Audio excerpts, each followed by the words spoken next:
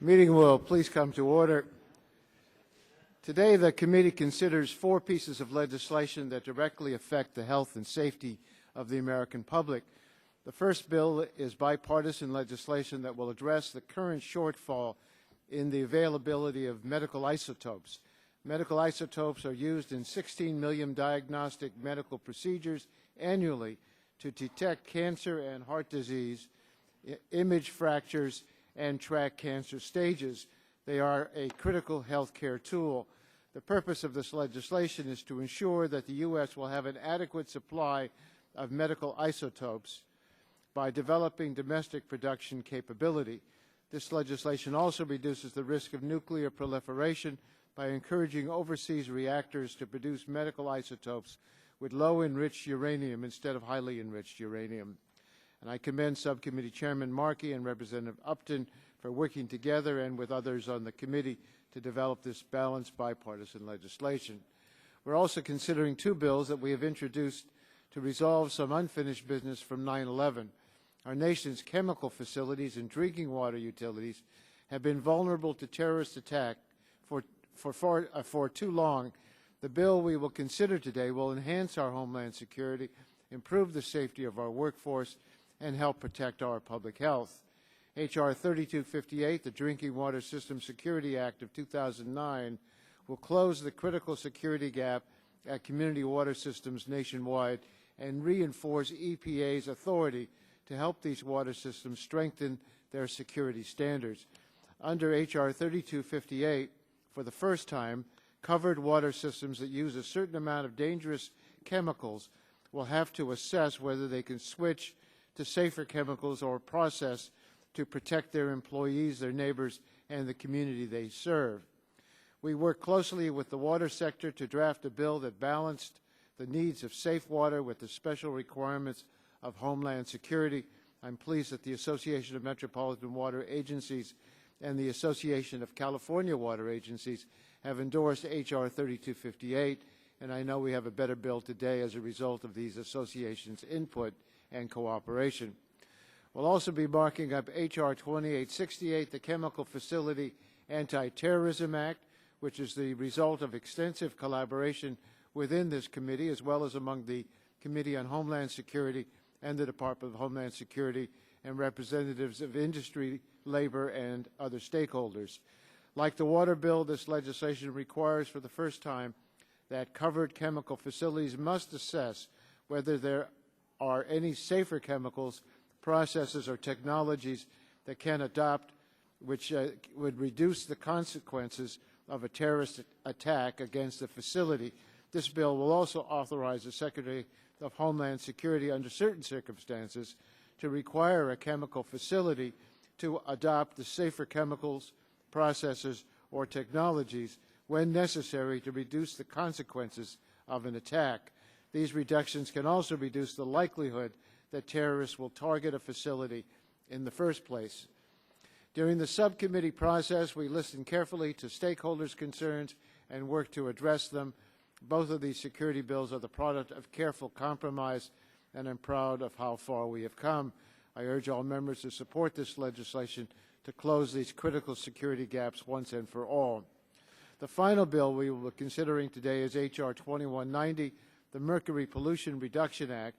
H.R. 2190 would eliminate a significant source of mercury pollution by prohibiting mercury use in the manufacture of chlorine or caustic soda at chloralkali facilities in the United States. These facilities use an outdated technology that releases mercury in unacceptable quantities into the communities in which they operate. 95% of the chloralkali facilities in the U.S. have already modernized to become mercury-free or have made commitments to modernize in the near future, and they have accomplished this while retaining all their workers and even hiring more to complete the modernization process. Unfortunately, 4 facilities have refused to convert to mercury-free technology. This bill addresses these remaining 4 by requiring them to convert by a date certain. Because of the threat mercury poses to public health, particularly pregnant women and children, we should be reducing exposure to mercury whenever possible, and this legislation is a smart step in the right direction. I commend Representative Schakowsky for working to address this significant source of mercury pollution. The bills we consider today are a significant step forward in protecting the health and safety of the American people. I urge all members to support these legislative measures. I want to now recognize Mr. Upton for an opening statement. Well, thank you, Mr. Chairman. Mr. Barton will be here soon. He's managing the Ryan White Act on the floor, and then we'll come back. For our markup this morning, we certainly do have one bill that is strongly bipartisan, but I would say that the other three perhaps need a little bit of work. I want to first commend Chairman Markey for working with me on the American Medical Isotopes Production Act. The changes being offered today reflect certainly a bipartisan compromise that improves the legislation. H.R. 3276 addresses a looming crisis in nuclear medicine by ensuring a robust and reliable source of the most critical medical isotopes produced in the U.S. Every year, 16 million medical procedures in the U.S. Rely on the import of isotope Moly-99. It's 50,000 a day, and we import 100% of our supply of this critical isotope. The Canadian reactor that for decades has been the source of over 60% of our Moly-99 is now offline and may, in fact, never restart. Without a proper supply of the critical isotope, tens of thousands of patients a day will be impacted, and they will be affected in a major way. Among other uses, the isotopes are used in procedures for the detection and staging of cancer and the detection of heart disease. So, Mr. Chairman, I look forward to working with you as we move this important bill out of committee and onto the House floor. Unfortunately, H.R. 3258, the Drinking Water System Security Act of 2009, and H.R. 2868, the Chemical Facility Anti-Terrorism Act of 2009 that we're considering today, are not without controversy. And like every member on this committee and in the Congress, Homeland Security is a national priority and a concern that we share. But we must legislate from a body of experience and accumulated evidence, not ideological notions of what may sound like a good idea, especially when it means stranding billions of dollars in investments at a time that we have frozen domestic financing markets with a struggling economy. Despite the changes made in subcommittee, my concerns remain that H.R. 2868 would increase costs, likely send jobs abroad without bolstering national security. Chemical manufacturers have already invested millions of dollars in chemical security upgrades to ensure that communities where they operate are safe, secure, and efficient. And the requirements in this bill will not improve chemical security. It will only shift the security risk to other sectors, such as transportation or manufacturing, while hindering the economic profitability in the process. Perhaps as many as hundreds of thousands of jobs have been lost over the past year, resulting in plant closures in other facilities operating on the margins. Michigan, my state, unemployment is still at 15%. It's actually above it. Chemical industry has been hit hard by the economic recession, and now is not the time to jeopardize those jobs while weakening our own national security.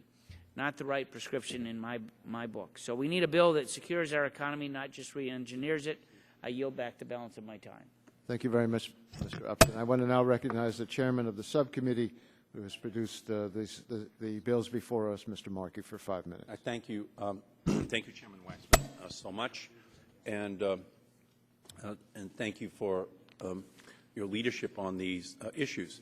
The first bill the committee will mark up today is H.R. 3276, the American Medical Isotopes Production Act, which I'm introducing with my good friend, Fred Upton. He and I have been working on this issue, and we think that we have been able to resolve the issues that were of concern to all parties. The reason that the issue is so important is that it will solve the ongoing crisis in nuclear medicine. Due to a breakdown of a Canadian nuclear reactor, the United States is facing a serious supply shortage for the medical isotope, which is critical to many important medical procedures, including cancer scans and brain imaging. Amazingly, the United States has zero domestic capacity to produce this isotope and relies upon aging reactors in other countries. H.R. 3276 will set the United States upon a smart and sustainable path for medical isotope production here at home. The bill also will close a loophole in the U.S. nuclear nonproliferation law by ending the export of bomb-usable, highly enriched uranium for medical isotope production. The American Medical Isotope Production Act has drawn the unanimous support of industry, doctors groups, and nuclear nonproliferation advocates. This is a good bipartisan bill, and I thank Congressman Upton for his excellent work on the bill. Last week, the Energy and Environment Subcommittee reported the bill on a voice vote with strong bipartisan support. I hope the full committee can do so again today. The second bill we will consider is the Drinking Water System Security Act of 2009. This legislation closes what the Department of Homeland Security refers to as a security gap for drinking water facilities by creating a new security regime at the EPA that ensures that they upgrade security and switch to safer processes or technologies when it is economically and technologically feasible for them to do so. This legislation has been endorsed by the Blue-Green Coalition of environmental and labor organizations and the Association of Metropolitan Water Agencies, whose member utilities provide safe drinking water to more than 125 million Americans, and the Association of California Water Agencies. Similarly, the Chemical Facility Anti-Terrorism Act of 2009 will comprehensively close security gaps at chemical facilities, in part because for the first time the Department of Homeland Security will have the authority to require each high-risk facility to assess whether it could use safer processes or technologies, and provide authority for the Department to also ensure that the highest risk facilities do so if it is economically and technologically feasible.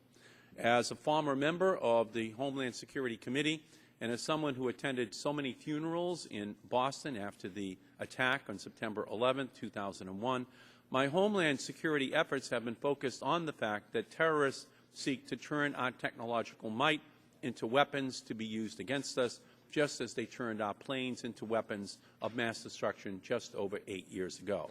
It is for this reason that for 5 years I have been working to ensure that the riskiest chemical facilities that are able to reduce or eliminate the vast quantities of toxic chemicals from their sites would do so.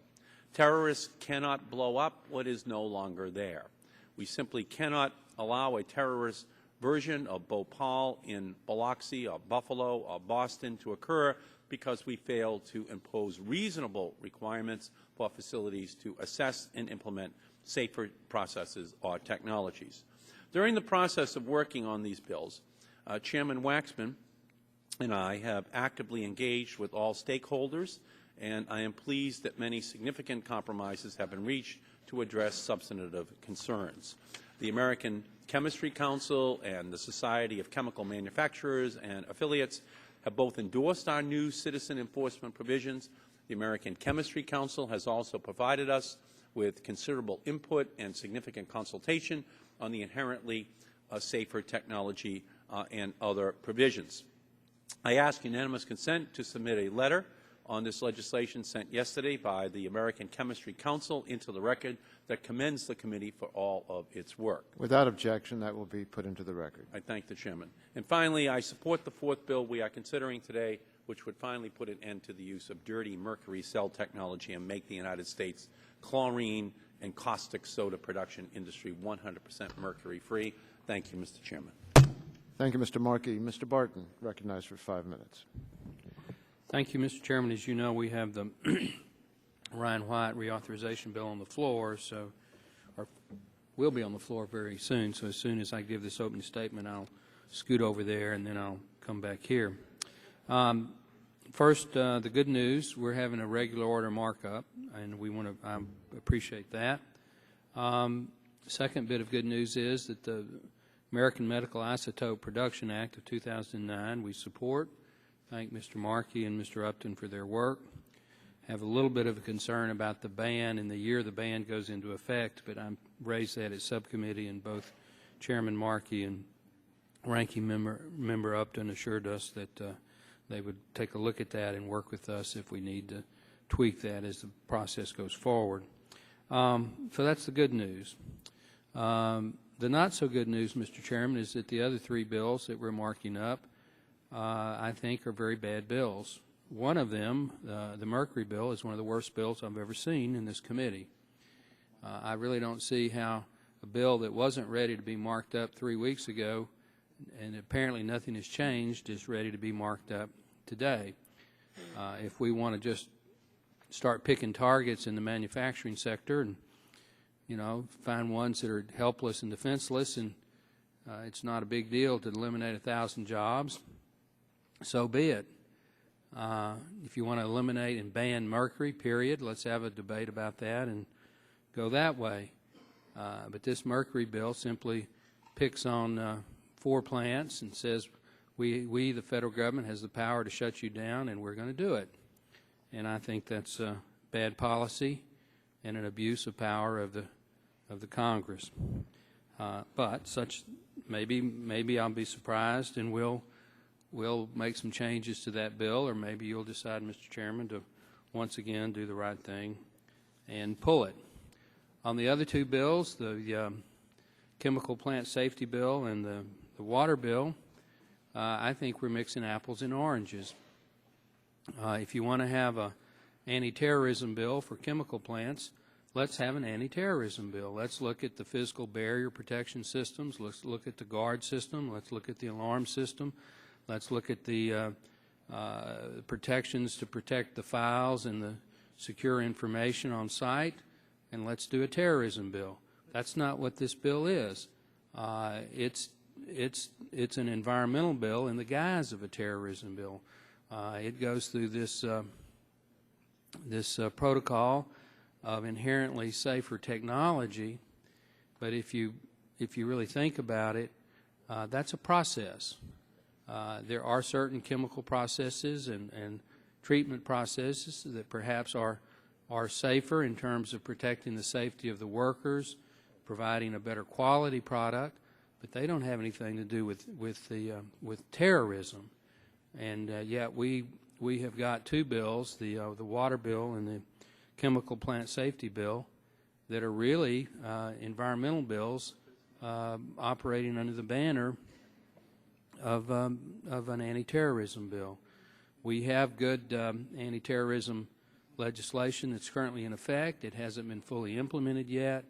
Both the Obama administration and members of Congress have put forward straight 1 to 2 and 3 year reauthorizations of that legislation.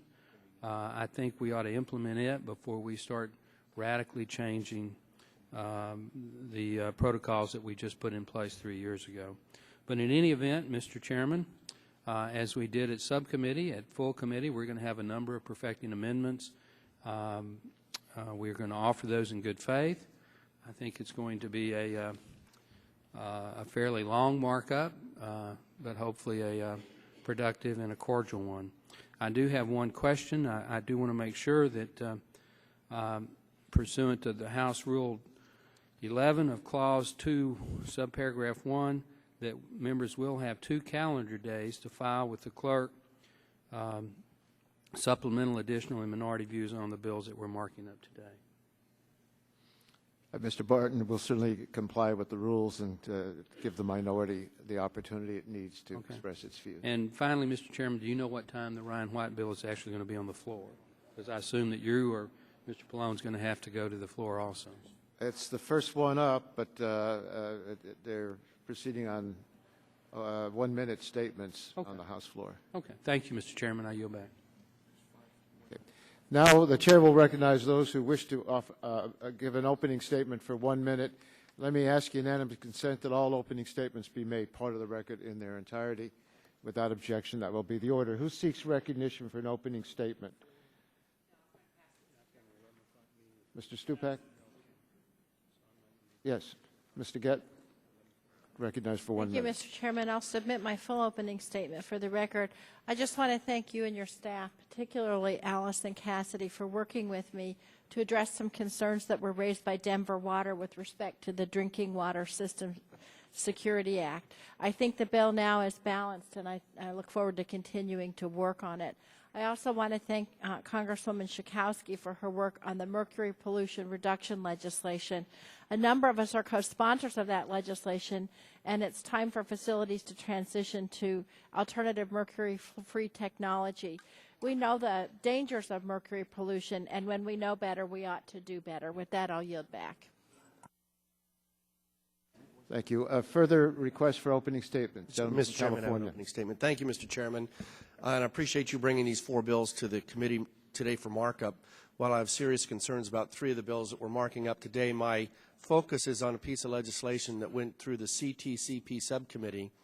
While I fully support protecting the environment and human health by reducing exposure to mercury, H.R. 2190, the Mercury Pollution Reduction Act, misses the mark, and I can't support it. It is unfortunate that the committee is moving this legislation that takes the unprecedented step to arbitrarily ban a specific manufacturing process. We already have a number of federal regulations to limit mercury emissions and pollution through the Clean Air Act, the Clean Water Act, and the Safe Drinking Act. Additionally, it was just last Congress that we banned the export of mercury.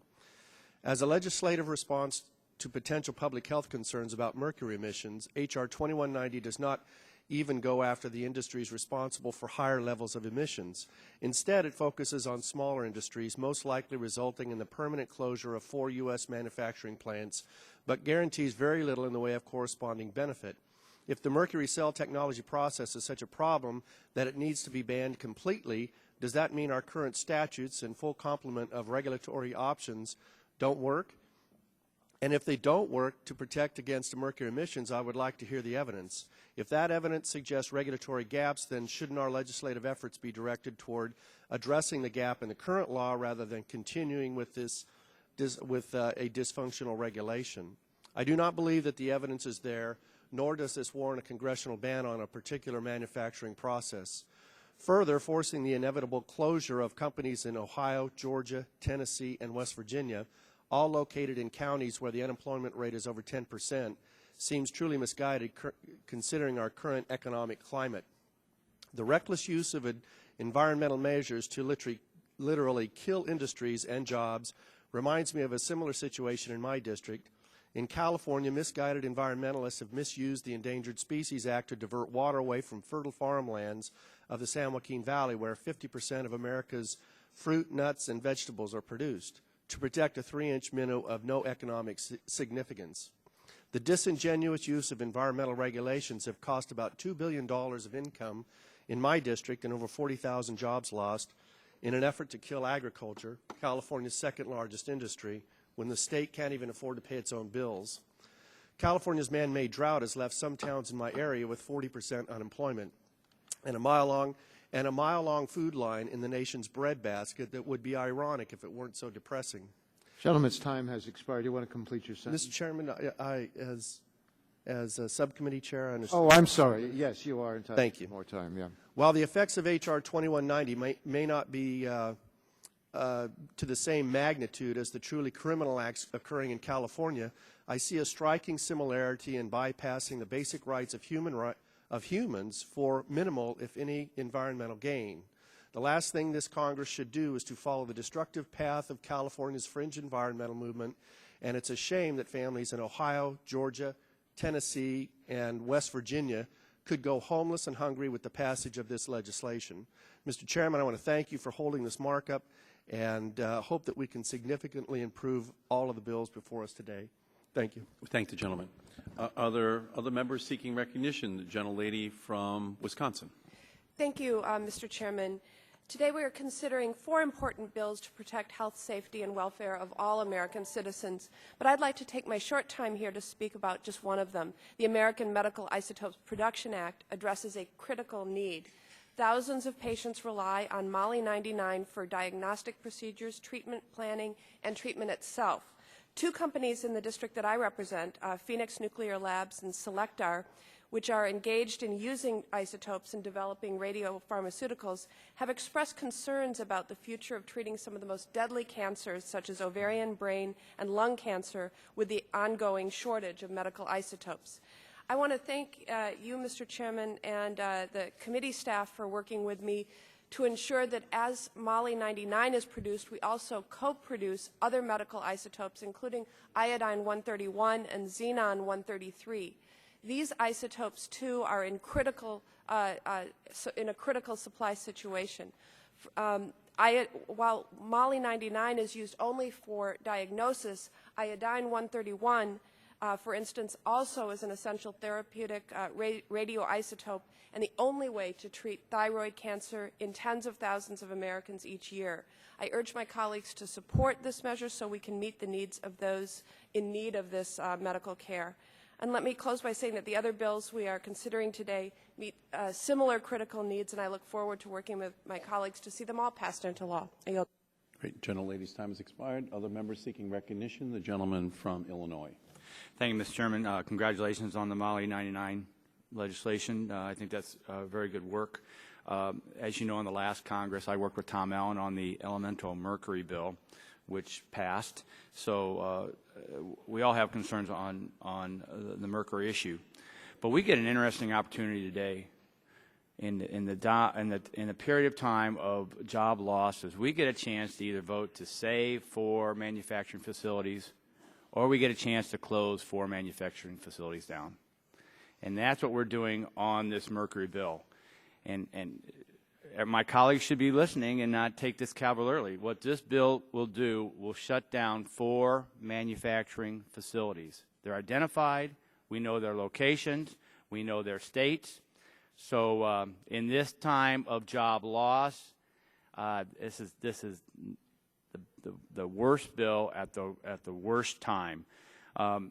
I will add and bring the 2 amendments on inherently safer technologies. I agree with Ranking Member Barton that we are mixing apples and oranges, and this is a way to get additional environmental regulations on facilities that are meeting current environmental regulations under the guise of Homeland Security. And it's an attempt to shut down other chemical processes that are safe, secure, and the last thing we want to do is give terrorists a roadmap to technologies in facilities. So we're disappointed on the 3, Mr. Chairman. Look forward to the vote on Molly 99, and I yield back my time. All right, gentleman's time has expired. Other members seeking recognition? Gentleman from North Carolina. I ask unanimous consent to include my statement. Without objection, so ordered. Gentleman from Louisiana is recognized. Thank you, Mr. Chairman. I appreciate the time to speak this morning, appreciate the committee's diligence in working on these important issues. As I stated last week, Louisiana is particularly affected by the proposals in this legislation. The many petrochemical refining and water utility sites around the state employ thousands of hardworking men and women, oftentimes multiple generations in the same plant. When negotiations first began on this bill, I had some concerns regarding the balance between protecting those vulnerable communities that surround the chemical facilities and protecting the jobs at those same facilities. In these difficult economic times, we must be especially vigilant in ensuring that our policies do not push more jobs and companies offshore. That being said, I am proud to support the most recent version of this legislation. In the true fashion of compromise and civil discussion, this bill now reflects many smart changes that protect communities and jobs. Changes to the provisions on inherently safer technology have brought a more focused approach to ensuring that the most risk-prone facilities access and in the appropriate cases implement technology changes that will improve the safety of the employees and the surrounding community. These changes will also provide guidance and assistance to those facilities that must assess their risk and technology alternatives, providing a bridge to more secure operations of the facilities. Other changes to the citizen enforcement section of the bill allow civilians to report security concerns at facilities they pass by every day. The residents that live in and around these facilities will help each other and the companies that have operations covered by this bill, just like we do in our own communities, similar to Neighborhood Watch. The citizen enforcement section also eliminated some concerns about excessive or frivolous lawsuits that had been posed in earlier drafts of the bill. Committee staff has done a commendable job of addressing the concerns brought to them over the last several months and focusing this bill on the security improvements that really do need to be made. Lastly, today I hope to work with my colleagues to address several more improvements that can be made that would help the agricultural industry adapt to the safety measures in this bill. Maintaining a vibrant and robust domestic agriculture sector is just as much a national security concern as management of chemical release risk. I'd like to again thank the chairman and his staff for their willingness to work with me on this important bill, and I'd like to thank all the others that took the time to bring constructive ideas and contributions to the discussion. Thank you, sir. All right, gentleman's time has expired. Other members seeking recognition? The gentleman from Georgia. Mr. Chairman, I want to thank you for calling the markup today on 4 bills that are already received consideration by either the Energy and Environment Subcommittee or the Commerce, Trade, and Consumer Protection Subcommittee. Despite these procedural accomplishments, I still have significant concerns with three of the bills under consideration today.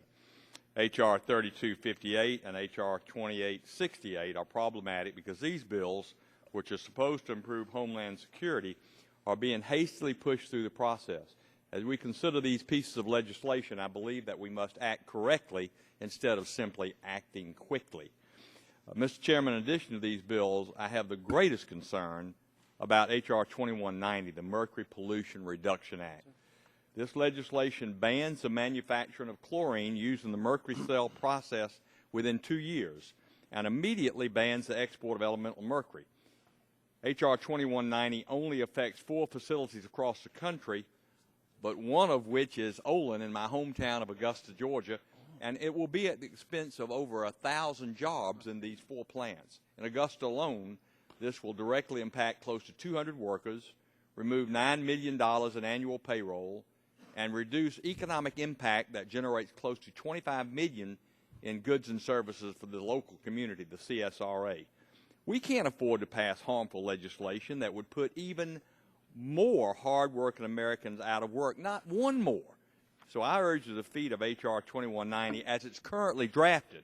I think we can make it better and we can save those jobs. We'll work with industry, and there are some amendments that I think we can do, and we should do that, Mr. Chairman. And I yield back at this point. Great. Gentleman's time has expired. Are there other members seeking recognition for the purpose of making opening statements? The gentleman from Ohio. Thank you, Mr. Chairman. I'd like to thank you as well as Chairman Waxman for working with many of my moderate colleagues on the committee and with industry groups to move forward today on a bill that achieves the goal of both protecting consumers and allowing industry to continue operating.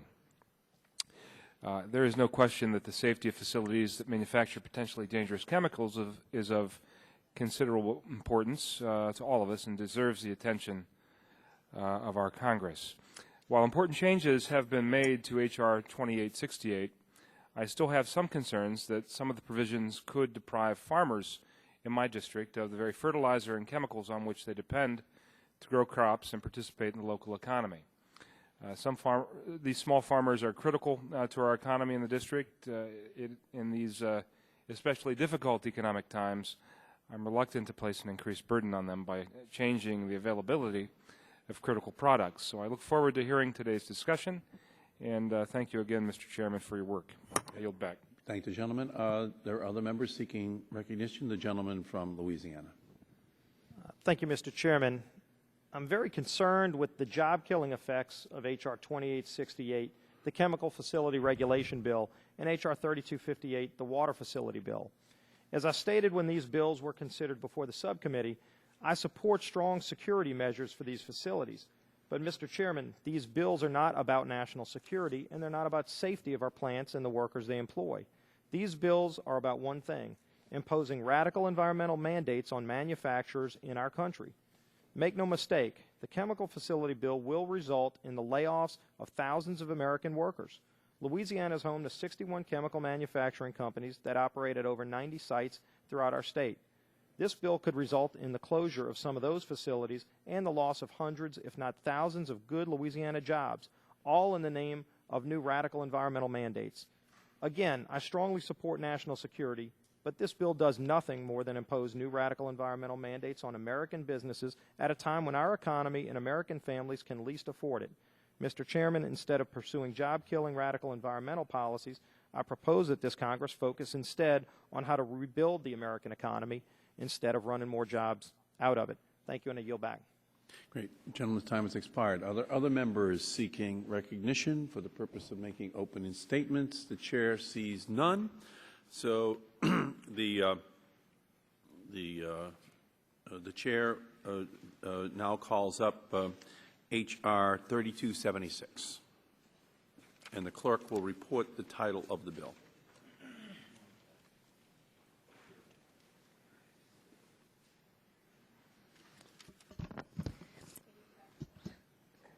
H.R. 3276, A bill to promote the production of molybdenum-99 in the United States for medical isotope production and to condition and phase out Without objection, the export of first reading of the bill will be dispensed with. The Chair hears no objection. The Chair now recognizes himself to offer a manager's amendment to H.R. 3276 in the form of an amendment in the nature of a substitute. The clerk will report the amendment. Amendment in the nature of a substitute to H.R. 3276 offered by Mr. Markey of Massachusetts. Strike all after the enacted Without clause and objection, insert the the manager's following. amendment will be considered as having been read. The Chair will recognize himself for the purpose of making an opening statement on that amendment.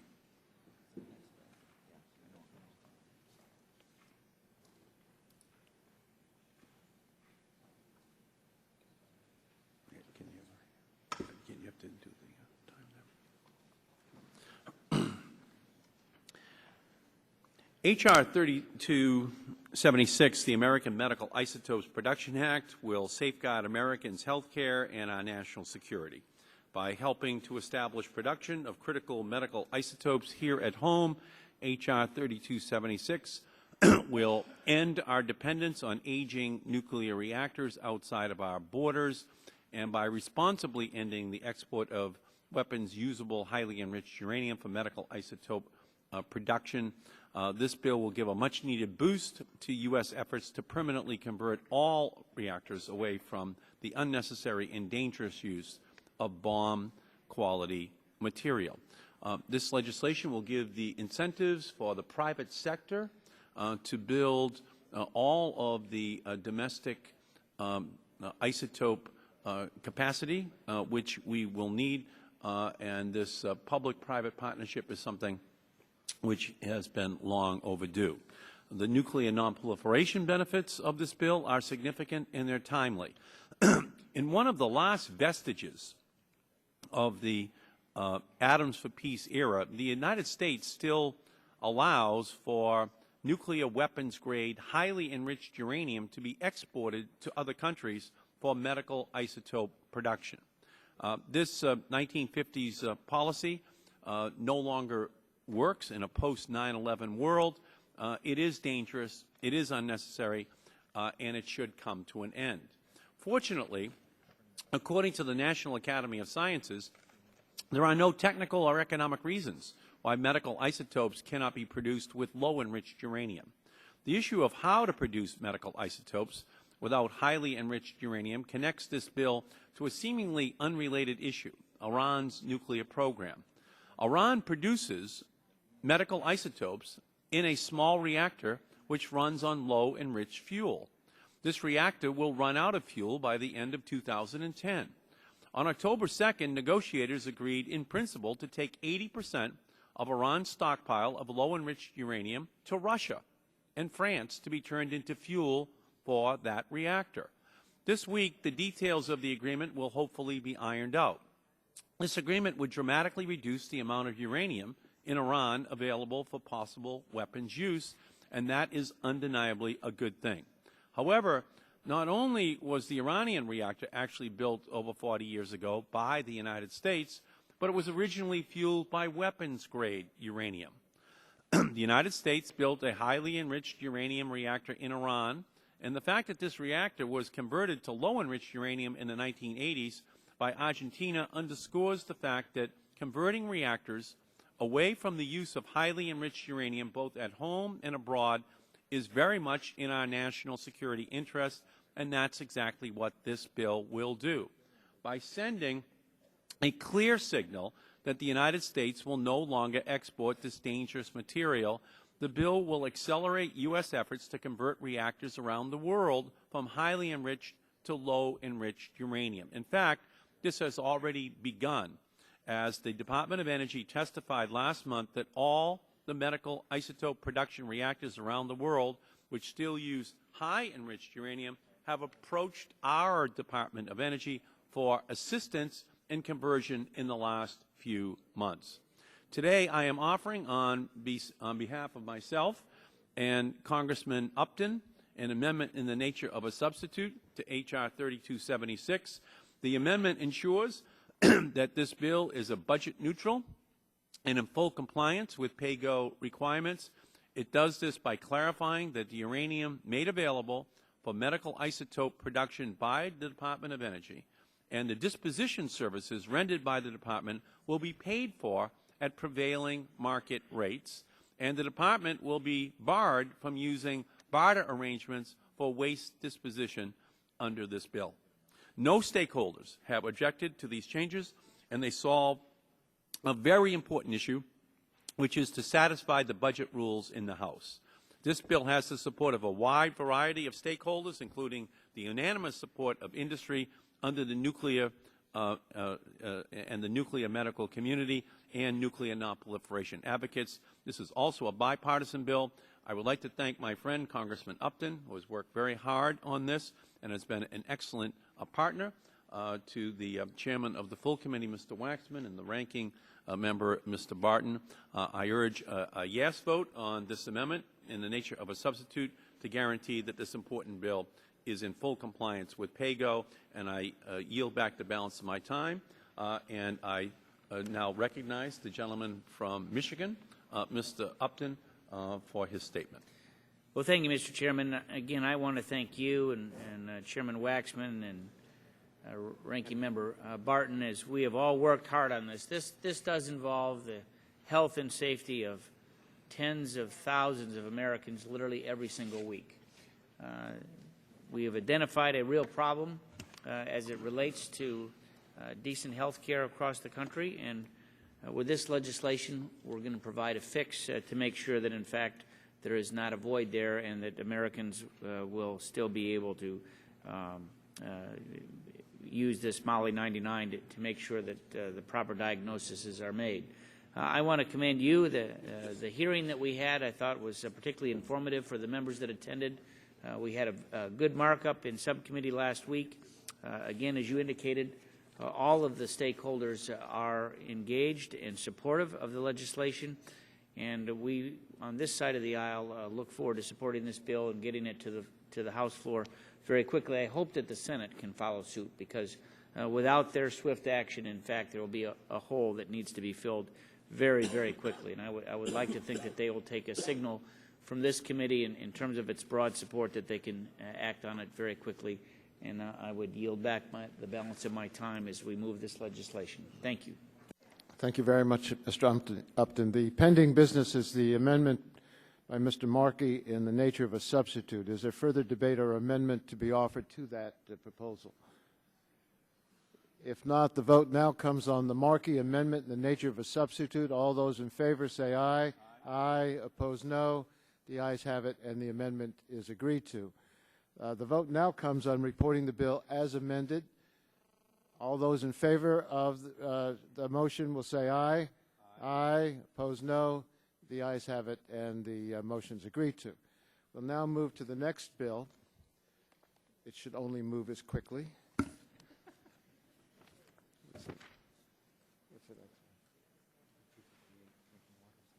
H.R. 3258, the clerk will present the proposal. H.R. 3258, a bill to amend the Safe Drinking Water Act to enhance the security of the public water system of the United States. Without objection, the bill will be considered as read and open to amendment at any point. Mr. Markey, I want to recognize you for 5 minutes. Thank you, Mr. Chairman, very much. And I very much appreciate your work and support on this legislation. The question of how we ensure that the water facilities in the United States are secure and safe is obviously something that goes right to the heart of our national security.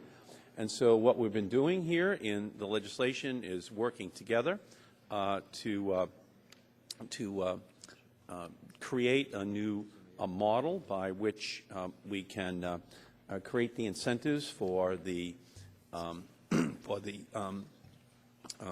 water industry, so to speak, across the country to invest in new, safer technologies, while it's at the same time not imposing burdens upon those institutions that would be unduly costly.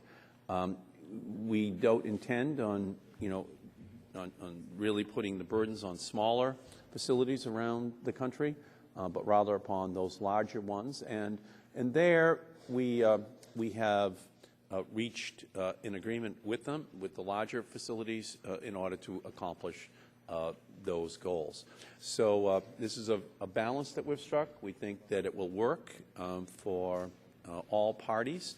And as I said in my opening statement, we've been able to reach agreement with those who are out there in the industry. So with that, Mr. Chairman, I yield back the balance of my time and urge support of the legislation. Thank you, Mr. Markey. I have an amendment in the nature of a substitute at the desk. The clerk will report the amendment.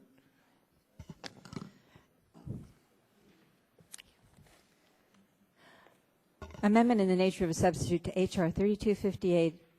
Without objection, that amendment will be considered as read. I recognize myself to explain it.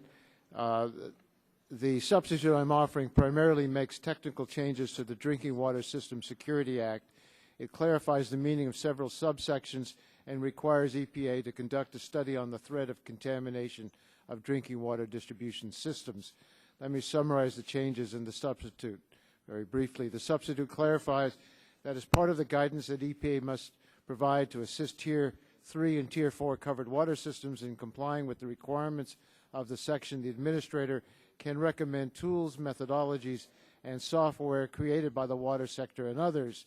The substitute clarifies that a non-supervisory employee should have the opportunity to accompany EPA inspectors during an inspection of a covered water system if that water system does not have employee representatives and if a representative from the water system is accompanying the EPA. The substitute clarifies that the administrator must give priority to covered water systems that pose the greatest security risk, and when awarding grants to assist in assessing and implementing methods to reduce the consequences of an intentional act. When awarding contracts to assist systems with vulnerability assessments, site security plans, and emergency response plans, the administrator must give priority to covered water systems that have the greatest need. The substitute requires EPA, in consultation with DHS, to conduct a study on the threat of contamination distributed through public water systems. These changes are fair and common sense, and I urge all members to support this substitute. Discussion of the substitute or amendments thereto. Chair will recognize Mr. Upton. For what purpose do you seek? I have an amendment at the desk. Let's proceed to that amendment. The clerk will report the amendment. DWS 13. And while the clerk is getting that, I just want to... Well, without objection, that amendment will be considered as read, and the gentleman from Michigan is recognized for 5 minutes. Well, thank you, Mr. Chairman. And at the start, I just want to thank you for your cooperation, as we did in the subcommittee, Mark, that amendments that are offered, we didn't know whether we should draft them to the underlying bill or to the amendment in the nature of a substitute. It's a good issue. Let's get a unanimous consent that all members will be considered as conforming to the substitute, the amendment in the nature of a substitute, so they will be in order. Well, thank you. Mr. Chairman, this amendment would prohibit the application of citizen suit provisions in Section 1449 of the Safe Drinking Water Act from being used in the drinking water security context. And the text of the law allows any person to commence a civil action against a covered drinking facility or the EPA alleging a violation of the law or against the EPA for failure to enforce the law. Allowing anyone, including perhaps even a terrorist, to file a civil lawsuit against a covered drinking facility or the EPA will, in my view, undoubtedly lead to a sharp increase in litigation. Folks, perhaps even in good faith, believe that a covered drinking water facility is in violation and file a lawsuit. Lay people are in no position to know when something as complex as a drinking water facility is in violation of that very act. The only way for an uninjured third party to know if a drinking water facility was not in compliance would be to know that the drinking water facility's site security plan, a document provided by this very act. Administration testified before the House Homeland Security Committee that third-party lawsuits in a security context may lead to the release of sensitive and protected information. This amendment is designed to protect the administration and make sure that that, in fact, does not happen. The law currently does not prevent terrorists or their attorneys from hiring or winning these suits and getting access to the very sensitive information that we want protected. It only requires standing. In a recent nuisance case between the state of Connecticut and American Electric Power shows that getting standing does not require much effort at all. So let's be clear. Even if the suit fails, as many of them likely will, the amount of money and resources consumed by their efforts and the risk of disclosure of sensitive information would really be tremendous. So we have to ask, why is this provision here? Citizen suits are not a mechanism used to enforce national or homeland security provisions. The Obama administration did not request it, and security should not be left to the whim of the trial bar. So I would ask, why is this provision from environmental law in an anti-terrorism law? And I would like to think that we would be able to support this amendment. I yield back my time. Gentleman yields back the balance of his time. The chair recognizes himself in opposition to the amendment. The amendment would strip away an effective enforcement tool that is an integral part of the Safe Drinking Water Act. What is the justification? We are not aware of any stakeholder who has asked for this change. EPA has not asked us to exempt security from citizen suits. The regulated water utilities have not asked to be shielded. The Association of Metropolitan Water Agencies, which represent the largest public-owned drinking water systems in the country, has endorsed this bill and has not asked for changes to the citizen suit provisions. Same with the Association of California Water Agencies. The state water agencies and the federal government share enforcement responsibilities under the Safe Drinking Water Act, and each can benefit from the assistance of citizen enforcement efforts. EPA does not have a clean record when it comes to meeting statutory mandates and deadlines. Citizens have had to bring enforcement actions to require EPA to meet its obligations under the Clean Air Act and other federal laws. The 2002 Bioterrorism Act created Section 1433 of the Safe Drinking Water Act. This section has been subject to citizen suits under the Drinking Water Act since its creation, and no sensitive information has come out as a result. In fact, EPA is unaware of any citizen suits filed under this section. This amendment is dangerous and counterproductive. I urge my colleagues to vote against it. We need the enforcement tools to make sure that the law works, not simply to rely on government agencies if they are not acting reliably. If they are acting reliably, we will not have any suits, and the law will be enforced as Congress expected. If not, we need to use Congress's oversight responsibilities and the courts in hearing a citizen suit to make sure that we accomplish that goal. So I would urge members to oppose the Upton Amendment. Further discussion? Mr. Shimkus. Thank you, Mr. Chairman. I'll be just brief. It's my understanding that the only way for an uninjured third party to know if drinking water facility was not in compliance would be to know the drinking water facility site security plan, a document that should be protected by this very act. The administration has testified before the House Homeland Security Committee that third-party lawsuits in a security context may lead to release of sensitive and protected information. And that's the premise of all our debates.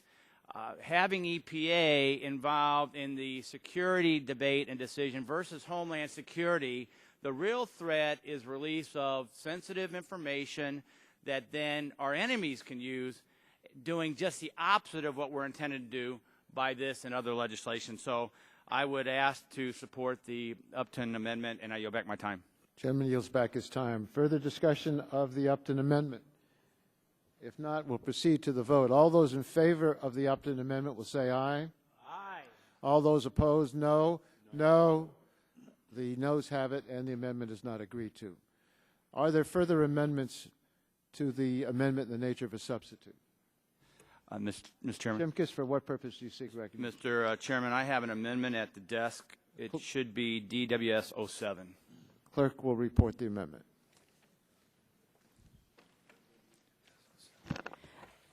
Amendment offered by Mr. Shimkus to H.R. 3258. Without objection, the amendment will be considered as read, and the gentleman from Illinois is recognized for 5 minutes.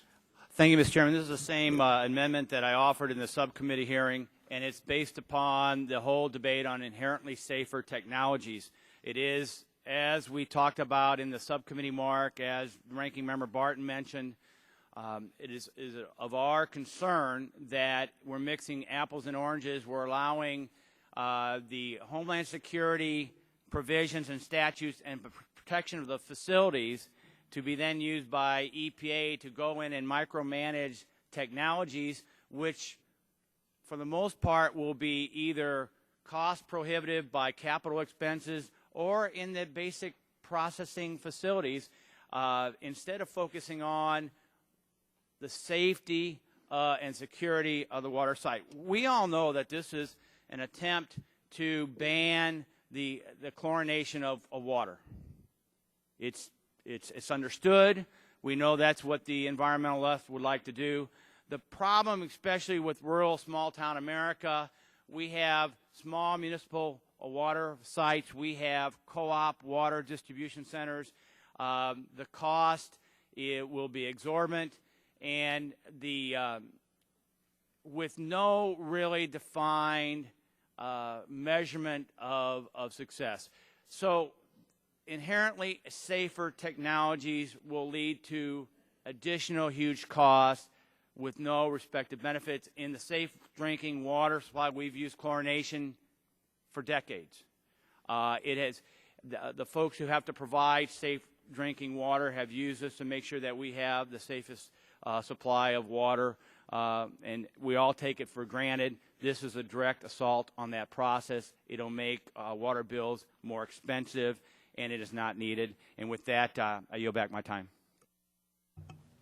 Gentleman yields back his time. Mr. Markey. Thank you, Mr. Chairman.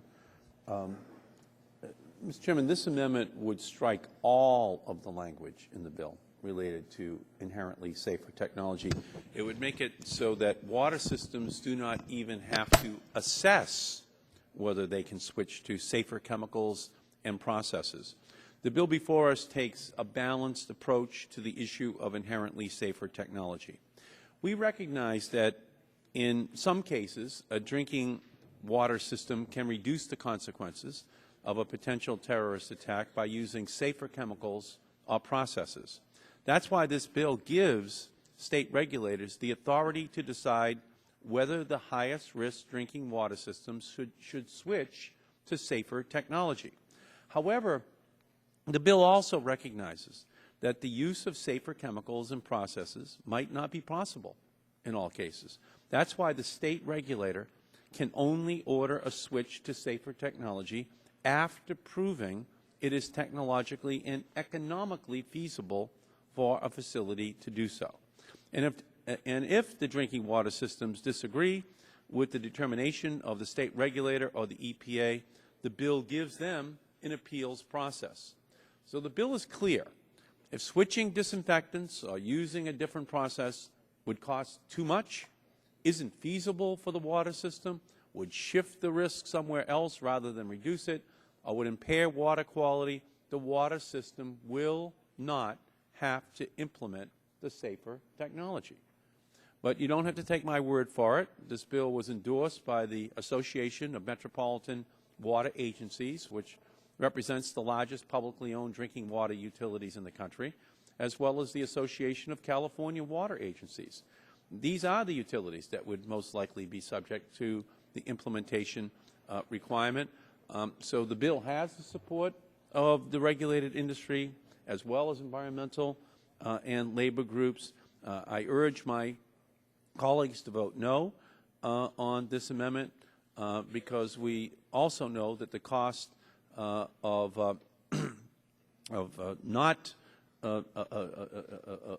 doing this are high if there is a terrorist attack, but we also know that switching to safer technologies is not insurmountable. According to the Center for American Progress, 20 big city water utilities adopted safer technologies at a very low cost in the very recent past. So, Mr. Chairman, I urge a no vote on this amendment, and I yield back the balance of my time. Gentleman yields back the balance of his time. Further discussion? Mr. Upton. I think this is a very good amendment. It seems common sense to me, and one of the questions I have, I don't know if anyone's able to answer it here, is what is the cost going to be, particularly to the smaller water systems and the mid-sized water systems, as it relates to imposing this IST standard on them? Are they going to have to hire consultants? How much money are they going to have to pay for that? Obviously, we know where the money is then passed along to the consumers. But we have safe drinking water standards that are there now. As I look at my district with nearly 100 different communities, system works. And by imposing the IST, I just wonder what those additional costs are going to be that are going to be passed along to the consumers. Does anyone know that answer here today? Council, is there any? Always good to ask council, right? Well, council can give you information. No clue, and we'll be happy with Council can give you information on the statute, but not on the facts. Perhaps Mr. Markey has some answer. Again, the answer is that if it's economically not feasible, then they can decide not to do it. So that's the bottom line on it. It's a determination made. Would the gentleman yield? Would the gentleman yield? Mr. Upton has the time. Let me yield to Mr. Shimkus to sponsor the amendment. And I appreciate that. I appreciate the focus on California water systems and the big municipal providers. The reality is, in small town rural America, they're scratching and clawing for help to do the distribution system and develop the technologies. So this is very. The premise of this bill is that the local water folks don't care about safety and they don't care about security of their systems.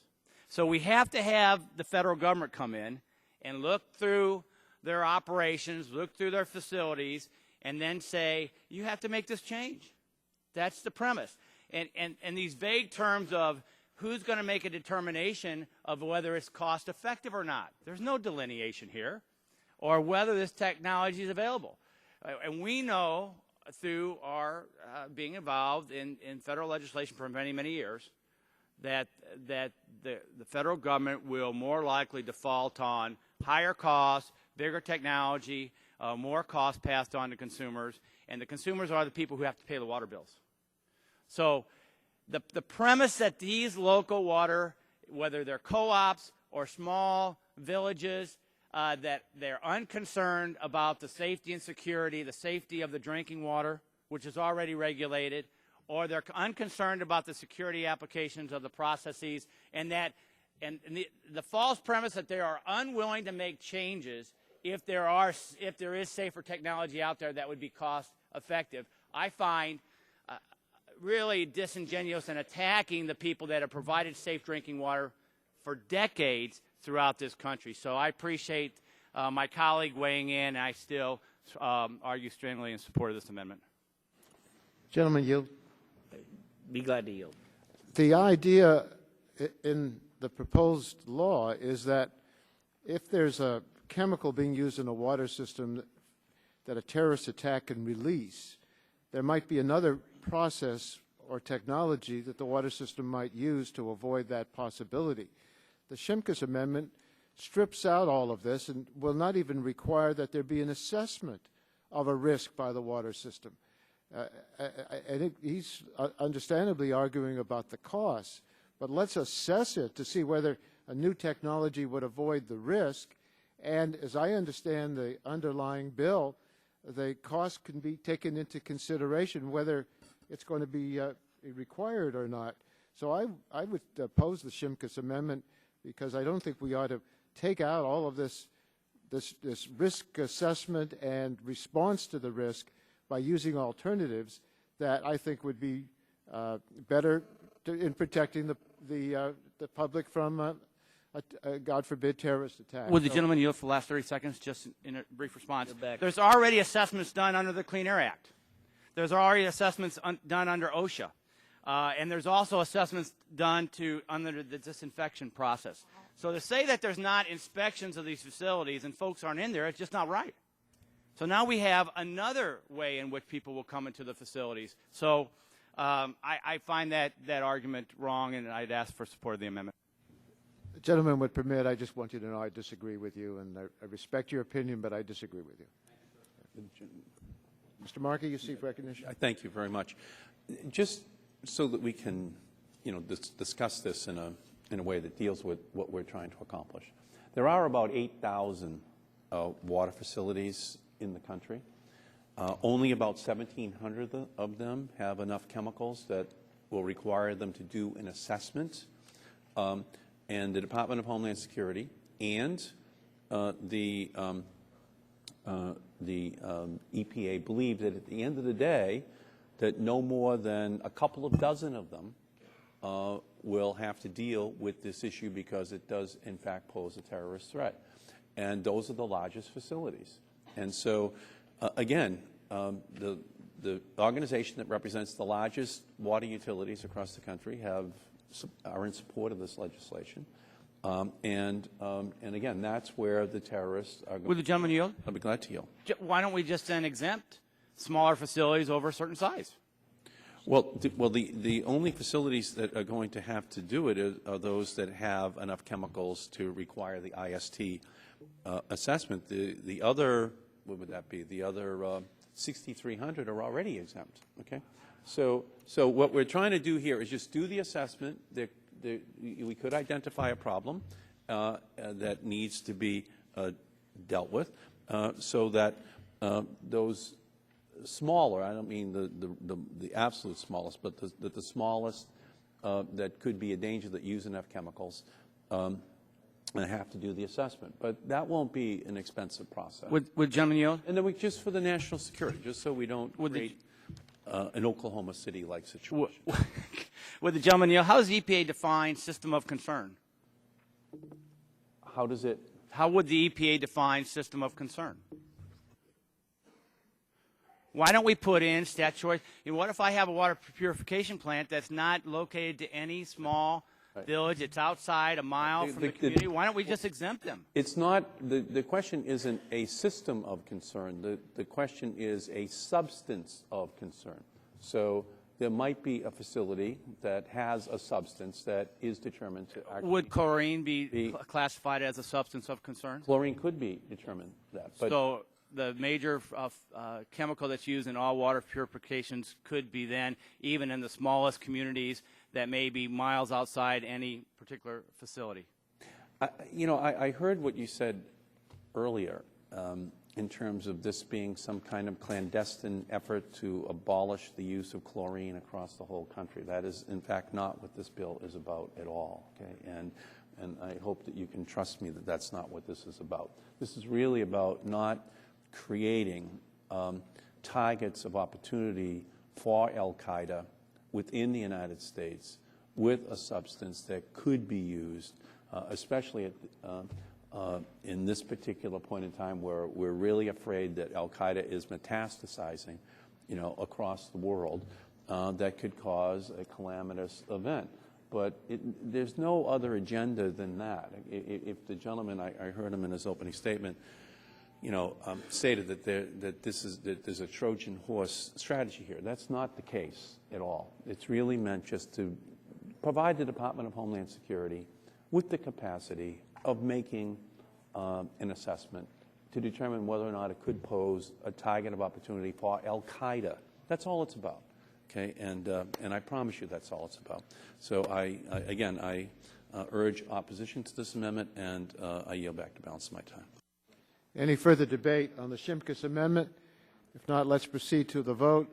All those in favor of the Shimkus amendment say aye. Aye. All those opposed say no. No. The noes have it, and the amendment is not agreed to. Are there further amendments? Yes, Mr. Chairman. Mr. Radonovich, for what purpose do you seek recognition? Do you have an amendment? To offer an amendment number, it's Radonovich DWS 14, strengthening the standards. Clerk will report the amendment. Amendment Amendment offered by Mr. Bodanovich to H.R. 3258. Without objection, the amendment will be considered as read, and the gentleman is recognized for 5 minutes. Thanks, Mr. Chairman. This amendment requires that anybody who knowingly or recklessly publishes, divulges, discloses, or makes known protected information would be subject to the same penalties levied on persons who tamper with the public water system under Section 1432 of the Safe Drinking Water Act. These penalties are 10 years in prison and a $1 million fine if you do it, and a $100,000 fine if you threaten it. Under the majority's bill, the person would have to purposefully publish, disclose, or make known protected information before they are subject to the penalties, a one year in jail, and or a fine and loss of federal employment if applicable. These items, we need to be very careful about protecting sensitive information from the public disclosure, and it's not enough to say that it is legally protected if the penalties for disclosing it are hard to enforce. The items we are protecting in these bills are clear roadmaps to the vulnerabilities of these facilities. In the wrong hands, they will be used to guarantee death and destruction in our communities. Unlike the majority's bill, which makes it harder to prosecute people that are leaking sensitive information, this amendment sets the same culpability standard for penalties as was used in 2002 for the drinking water facilities. This is the standard that I believe the President of the American Metropolitan Water Association, who supports H.R. 3258, testified that he supported. I'm troubled by the standard that is currently before us. The underlying language that this amendment seeks to change is imposing criminal penalties, yet the underlying language is using the term purposefully, and I'm not aware that any other criminal statutes contain that standard. I'm concerned that by using this very high legal bar, persons with access to sensitive information could act knowingly and recklessly, carelessly, or negligently with it and have no sanction, not even a slap on the wrist. My amendment strikes purposefully and inserts knowingly or recklessly. This means that persons certain that their actions will leak the information or know it could and do it anyway would be subject to the sanction. I also believe that strong penalties must be handed out.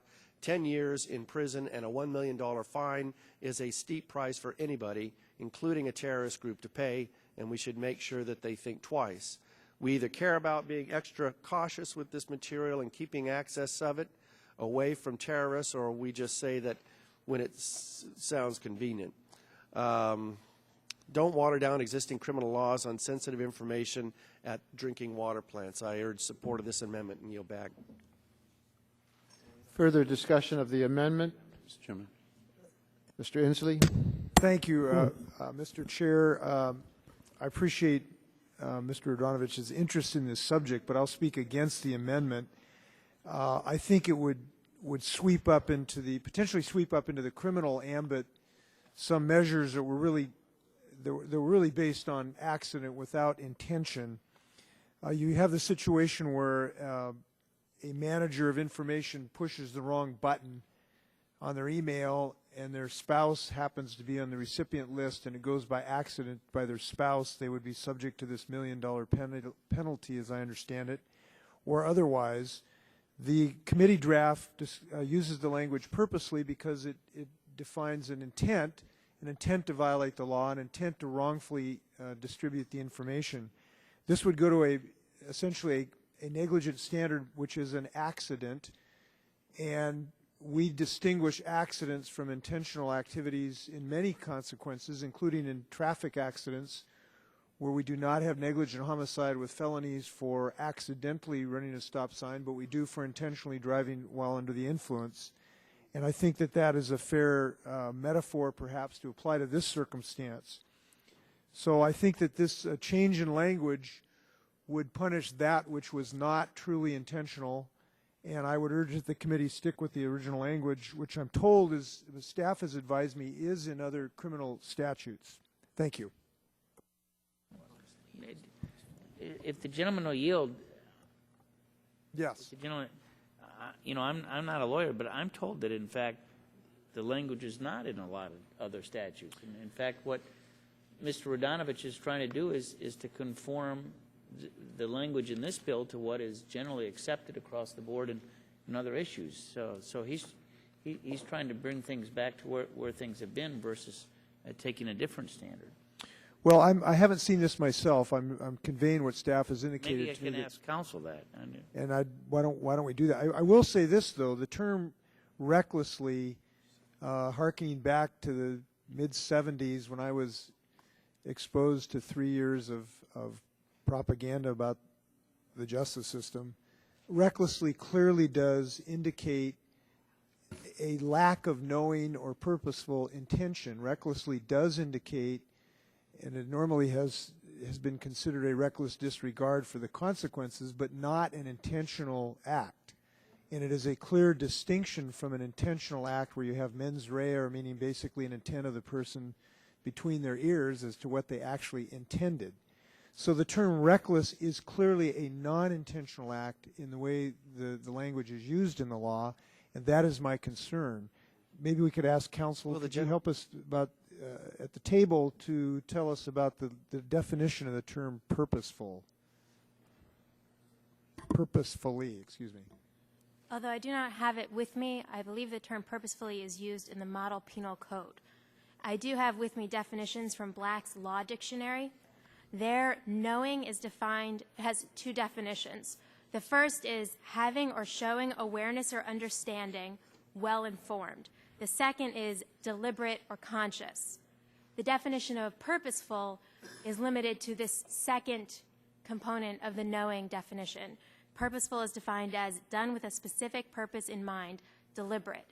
So that while knowing has two definitions, purposeful focuses just on the second definition with deliberate intent. Will the gentleman yield for a question, counsel? Yes, so let me add a little bit of information. The staff has handed me at least 3 criminal statutes, one involving acts of hostility to the U.S., one involving misuse of information on pesticides, one involving blanket national security immigration bans that do use the term purposefully. So I do think we have some precedents in the use in this regard. And I appreciate the counsel. I think counsel is distinguishing the two types of knowingly is important here. I think we ought to get heavyweight criminal sanctions on those who clearly do have an intent to violate the statute. I want to point out one other thing. It is important, we do need to share some information when agencies prepare for their security systems against terrorism. It is important that they share information between agencies. There has to be some willingness to do that, and I am concerned if we have this heavy-duty criminal penalty for accidental discharges, it will retard the ability of agencies to work together. Thank you. In the short amount of time, will the gentleman yield for a quick Certainly, question? yes. Counsel? Thank you. Appreciate that. For counsel, would a purposefully standard pick up somebody who has been careless, negligent, or reckless with important information? Could you repeat the Yes. Would a purposefully standard pick up somebody who has been careless, negligent, or reckless with important information? The purposefully definition would focus on acts that are deliberate. I don't believe that careless, negligent would fall into that category. So it wouldn't cover people who had been negligent, reckless, or careless with important information? I believe that is correct. Thank you. Thank you. Gentleman's time has expired. Further discussion of the amendment? If not, let's proceed to a vote.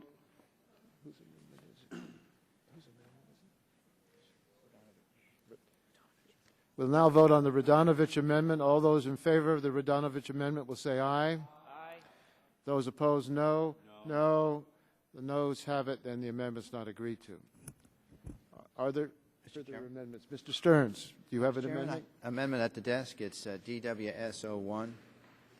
Without objection, the amendment will be considered as read, and the gentleman is recognized for 5 minutes. Thank you, Mr. Chairman. This is an amendment we had in the subcommittee, striking the preemption regime in the underlying bill and replacing it simply with a stronger federal preemption language.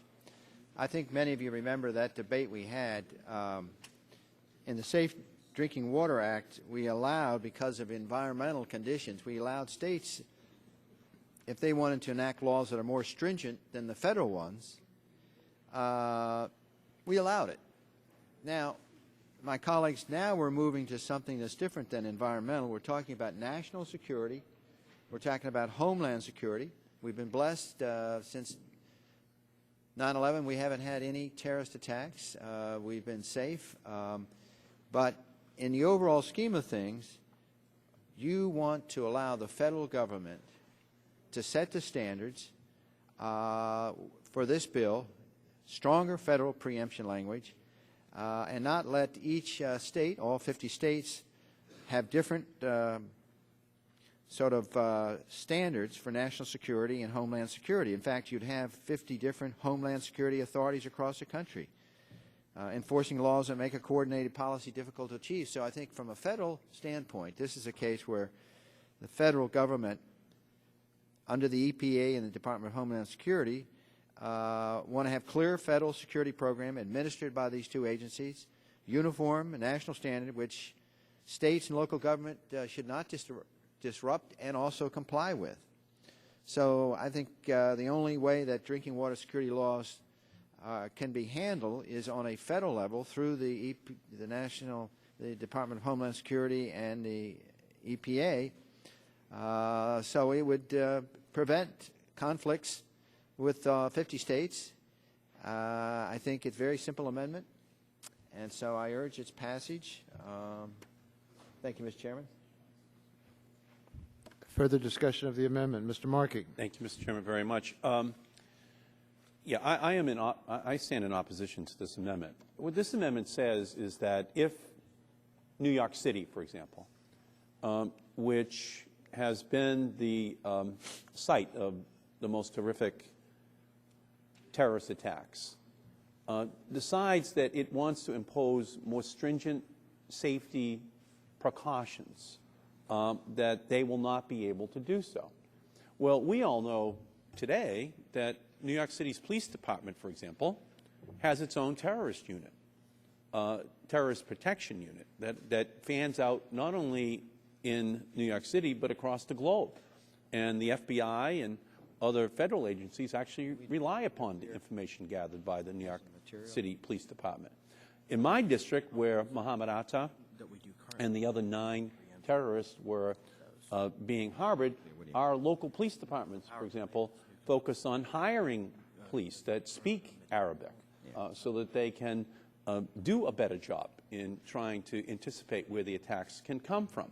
So to say to localities they can't impose more stringent measures than the federal government does actually doesn't recognize the fact that there are particular parts of the country where there is a higher likelihood that the threat will emanate from and that they have actually promised to return to. So while there might be a uniform national standard, it doesn't mean that those localities that really we know from obtaining information from al-Qaeda documents that are in our possession now, that they have a specific agenda that they say that they want to implement. And so I don't think that we should take out of the hands of those municipalities, those states that really do feel especially vulnerable because of what has happened in the past and what we know they would like to perpetrate in the future, the right to put more stringent security protections around those facilities that they believe are going to be the high priority targets. So I would object to the amendment of the gentleman from Florida, preserve the right of local and state governments to impose more stringent requirements if they Will the gentleman yield? I'll be glad to yield.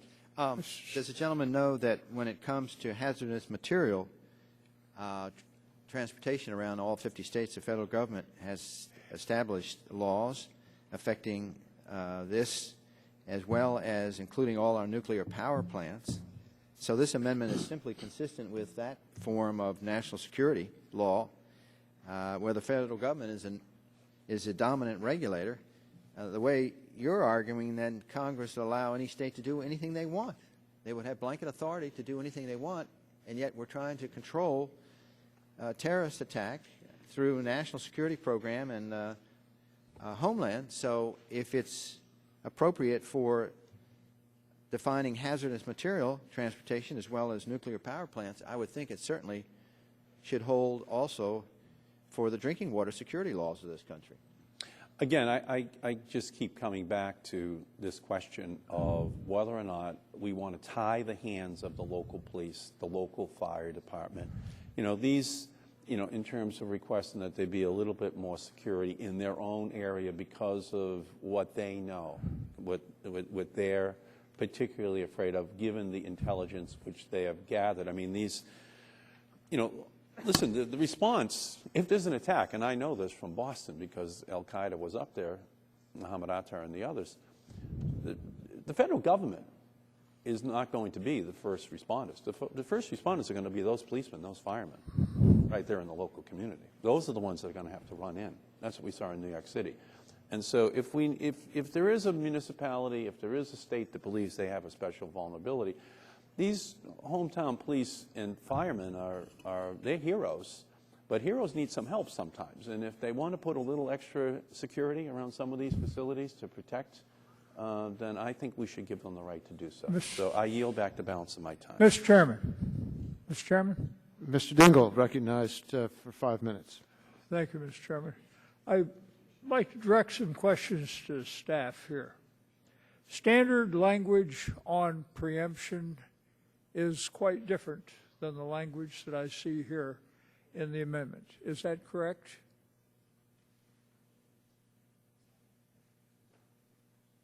Yes or no? I'm not sure that we have a sense of what the standard language would look like. Well, where the federal government preempts, the statement can be made, and it simply says that actions inconsistent with the federal action are preempted. Isn't that right? That is correct. All right. Now, I'm curious. Here we have much broader language here, and I say this with all respect and affection for my good friend, the author of the amendment. Here we have much broader language here, and I'm curious. What is the difference between this language and the standard language on preemption? Or what is the difference between this language and the normal practice where the federal government acts in an area where it has plenary power that the states may not then take action inconsistent with that? I'm curious. What is the need for this language in view of those rules of construction of a federal statute? I believe you're referring to the 10th Amendment to the Constitution, the Supremacy Clause, which says that where the federal government has acted, a conflicting state statute will not have effect. This is broader in that it introduces three different reasons why. Here we say may not adopt or attempt to enforce any regulation which conflicts with, poses obstacles to, hinders, or frustrates the purpose of any requirement or standard of performance under this section. Is that necessary to properly preempt the action of the states through the federal action in issuing regulations under this statute? I believe the first test that conflicts with would be covered by the 10th Amendment. The additional test poses obstacles to, hinders, or frustrates the purpose of would broaden the preemption and preempt more so we're adding essentially a lot of language that the courts are going to have to flounder around with and try and figure out why the Congress used different preemption language. Is that right? That is certainly possible. Okay. Now, we've got a situation, for example, in Leningrad where they got giardia in the water. That situation occurs elsewhere around the world and sometimes in this country. It's in very nasty stuff. It's a parasite. And we have a situation where, not infrequently, other kinds of parasites get into it. For example, up in Wisconsin, there was a situation where it got into water supply and caused a huge amount of difficulty. Would this preclude a state from saying, whoa, we have a big problem here. We need to do something about this parasite that's gotten into our water? Would the state then have to, or would the local community then have to wait while the federal government got around to issuing a rule and went through the whole process of rulemaking and printing notice of proposed rulemaking in the Code of Federal Regulations? It does seem that there would be uncertainty about the ability of the state to act in that situation if there was some sort of connection. If the federal government has a regulation on this point, or which is colorably on this point, at least you have a colorable argument here about whether the federal government, or rather whether the state can take immediate action to address that problem. If there's a spill which involves a toxic chemical of some kind, or an oil spill which could get in the water system, does this preclude states or local units of government from taking action, from issuing emergency regulations? At least as I read this, it would raise questions about that, would it not? If there were a showing of a connection to a requirement or standard of performance under this section, I believe that is true. Well, Mr. Chairman, I, with all affection and respect for my good friends, the author of the amendment, I think the amendment's a bad one. The language of the bill, as I read it, would essentially preempt state and local action within the normal rules of preemption, and it wouldn't be necessary to have this language. But as I read this language, it could impose real problems with regard to coming forward with proper actions by the states or local units of government to protect their drinking water supplies. Will the gentleman yield? That the amendment be rejected. Gentleman yield? I say this, so I'll be happy to yield to my friend, of course. Without objection, Mr. Dingell will be given an additional minute so he might be able to yield. Mr. Dingell, you understand that the council, of course, is the council for the majority. We've contacted the council for the minority, and we've interpreted this not as you've interpreted. In fact, it's not a blanket preemption. The states, in fact, could take care of the problem you mentioned. It's sort of a field. It's set up so in the field they can operate. My good friend has got two citable authorities. One is the counsel for the minority, and the other is the gentleman from Michigan. I happen to like the gentleman from Michigan as a citable authority rather better than the minority counsel. And that's your prerogative. But also my prerogative is to say that this was intended from a national security standpoint and a homeland security to prevent the states from issuing regulations that are higher than the federal statute, so that we have one consistent uniform statute across this country, and it does not in any way prevent the states from taking care of bacteria that's in their water. If the gentleman would permit me to reclaim my time, Your time. I would observe that this is exactly one of the problems that this committee has with the Homeland Security Committee, which puts everything into the question of how they address the question of Homeland Security. I applaud that, and we should. But we've still got to look at other questions, like health, public health, and questions of that kind. And we are continuously having to address the fact that that committee is reaching over and making regulations on matters like vaccinations, water supply, food supply, location of facilities to address the question of animal diseases and things of this kind. And invariably, that committee, not having any expertise on anything, with the possible exception of Homeland Security, gets their nose into our business and addresses questions well beyond their expertise and completely outside of their jurisdiction. Gentleman's time has expired. Who else seeks recognition? Mr. Barrow. I thank the chairman. I will cite the chairman emeritus as an authority in this area without fear of contradiction or reversal whatsoever. But I would add these comments to the concerns he's already raised. This discussion brings to the fore the fundamental difference between a savings clause and a preemption clause. Both deal with the same general subject matter of differences between laws that are adopted and enforced by different governments, one usually higher up on the pecking order than the other. If you use different language to accomplish the same objective, you have a different program that a lower government is implementing as opposed to a mandate from a higher government, you've got a conflict. It may be a conflict of purpose, may not be a conflict of purpose, but it's definitely a conflict of language. But whenever you have a conflict, the question is, what do you want to do about the conflict? A savings clause says, these are conflicts that we want to preserve, and preserve from the effects of what we're doing here and keep alive. A preemption clause says, these are conflicts we want to do away with. These are conflicts that we don't want. We want to preempt these conflicts.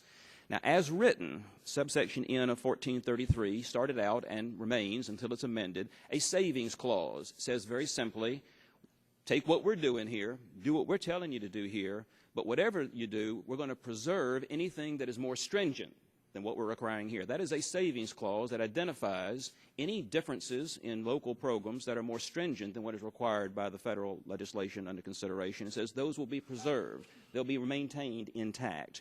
A preemption clause comes at it from the exact opposite way and says, if you got something that's going to interfere, get in the way of, oppose, or mess around with what we're doing, we're going to sweep that away, and we have the supremacy clause to enforce that federal mandate. Two different approaches to accomplishing the same objective.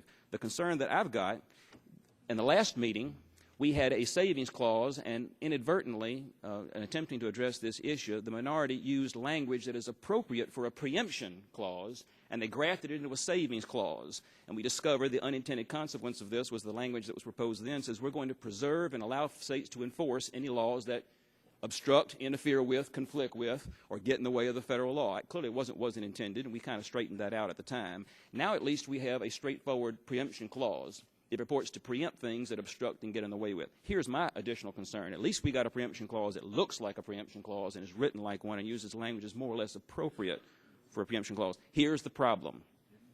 While several of the things listed here are things we clearly want to preempt, there is a generic, very general item in the list, anything that conflicts with the federal statute. This raises the most fundamental problem. Is a state or local regulation that goes farther than the federal regulation something that conflicts with it? In other words, is the federal mandate going to be a ceiling, or is it going to be a floor? Is it going to be a floor beneath which the local governments will not be able to operate, or is it going to be a ceiling above which they will not be able to operate? This is a fundamental decision that the courts would have to decide in any case when someone alleges there's a conflict here. What I don't like about the preemption language here is it preserves and states in the most specific terms the things we want to get rid of, but it preserves all kinds of things we might want to preserve and save. For example, if a court were to decide that a state or local government going farther than the federal government required in this statute interferes with the federal plan to establish a flat, uniform, basic standard across the country, then that would be preempted even if it went further than the federal mandate. And since I still think the objective of a savings clause here to preserve those that are more stringent than the federal mandate is what we're all about to do here, I can agree with some of this language here, but not so long as it raises a question we would punt and essentially delegate to the courts to decide whether or not a floor is going to be a ceiling. Will the gentleman yield? Yes, I will. And I appreciate the definition between the savings clause and the preemptive clause. And you pointed out, as it's now written, that basically the preemptive clause is more suitable and more appropriate. Mm-hmm. And you're saying that you agree with some of it, but your main concern is that the way it's written, it would affect the states in such a way they would not have the freedom to comply. You have framed the issue, and reclaiming my time, I'll make the point again. I just got one point. The concern I've got is it still leaves it up to an unelected court to decide whether or not a state or local mandate that goes further than the federal mandate is somehow inconsistent with or opposing the implied or tacit mandate that you could tease out of this language that this is not going to be a floor, it's going to be a ceiling. Okay. If a court were to be given the opportunity to decide that, some courts sooner or later would decide that. Just let me ask you want to one preserve question. those that are more stringent, I want to make sure that that cannot happen. Okay. One question. Then, based upon what you're saying, and I would say to the gentleman from Michigan, perhaps they don't think the safe drinking water standards that are in this bill are high enough because you're allowing states to preempt them and use higher standards. So I would say to the majority, aren't you happy with the federal standards that are here? I have no further time to use, Mr. Chairman, except to say that if we want to make sure that the federal standard is a floor and not a ceiling, we ought to make it very clear that it's a floor and not a ceiling. Gentleman's time has expired. Let's proceed to a vote on the Stearns Amendment. All those in favor of the amendment say aye. Aye. Opposed, no. No. The noes have it, and the amendment's not agreed to. Are there further amendments to the bill? Mr. Scalise, you have an amendment? Yes, thank you, Mr. Chairman. The gentleman is recognized. Before I call on him, I'd like the unanimous consent that the amendment be considered as read and open at any point. It's amendment now number recognized for 5 minutes. DWS 09. So I'll go ahead and explain this amendment. What the bill currently provides employee representatives access to sensitive security vulnerability assessments as well as site security plans. This amendment changes the definition of employee representative to ensure that the employee representative who has access to these plans are actual employees at the facility, and therefore somebody who has a direct tie to the facility and an understanding and the technical expertise to have access to that kind of sensitive information. The language of the bill mandates that drinking water systems must include any employee representative in developing security vulnerability assessments and site security plans, as well as annual security training. The bill also requires these representatives to be provided a copy of the very sensitive security vulnerability assessments and the site security plans. The security vulnerability assessments provide information on a covered chemical facility's susceptibility to an attack. Similar, the site security plans explain how a facility will address these vulnerabilities. There's no reason for anybody other than the facility's employees and the Department of Homeland Security officials to have access to this sensitive information. An employee's representative in some other state whose main job is to negotiate labor contracts doesn't need to have access to this sensitive information, nor are they somebody who's qualified to have access to it. If the information in these assessments and plans falls into the wrong hands or were inadvertently published, our adversaries would know exactly where to go in order to inflict the most damage at these water facilities the legislation seeks to protect. The amendment also alters the definition in such a way as to ensure that only those who need to know will have access to the security vulnerability assessments and site security plans. While I agree that employees and employee representatives should be involved in this process, I don't believe that a representative who never set foot in the building and who never cleared those security checks should know the details of how the facility prevents a terrorist attack, and this amendment closes that loophole. I yield back. Gentleman yields back his time. Mr. Green. Thank you, Mr. Chairman. Recognized for 5 minutes. Oppose the amendment. The amendment would exclude anyone who does not work on a site at a covered water system from participating on behalf of the system employees in the development of the vulnerability assessments and site security plans or emergency response plans. The practical effect of this amendment is it would dictate to employees who can and cannot represent their interest in negotiations and discussions concerning security amendments. International unions often have experts with years of practical and academic experience in matters related to facility security and chemical process safety. In fact, that's what they negotiate very often in their regular contracts. Why would we tell a represented employee that experts cannot participate in discussions when management about what is safe or feasible at a particular drinking water facility?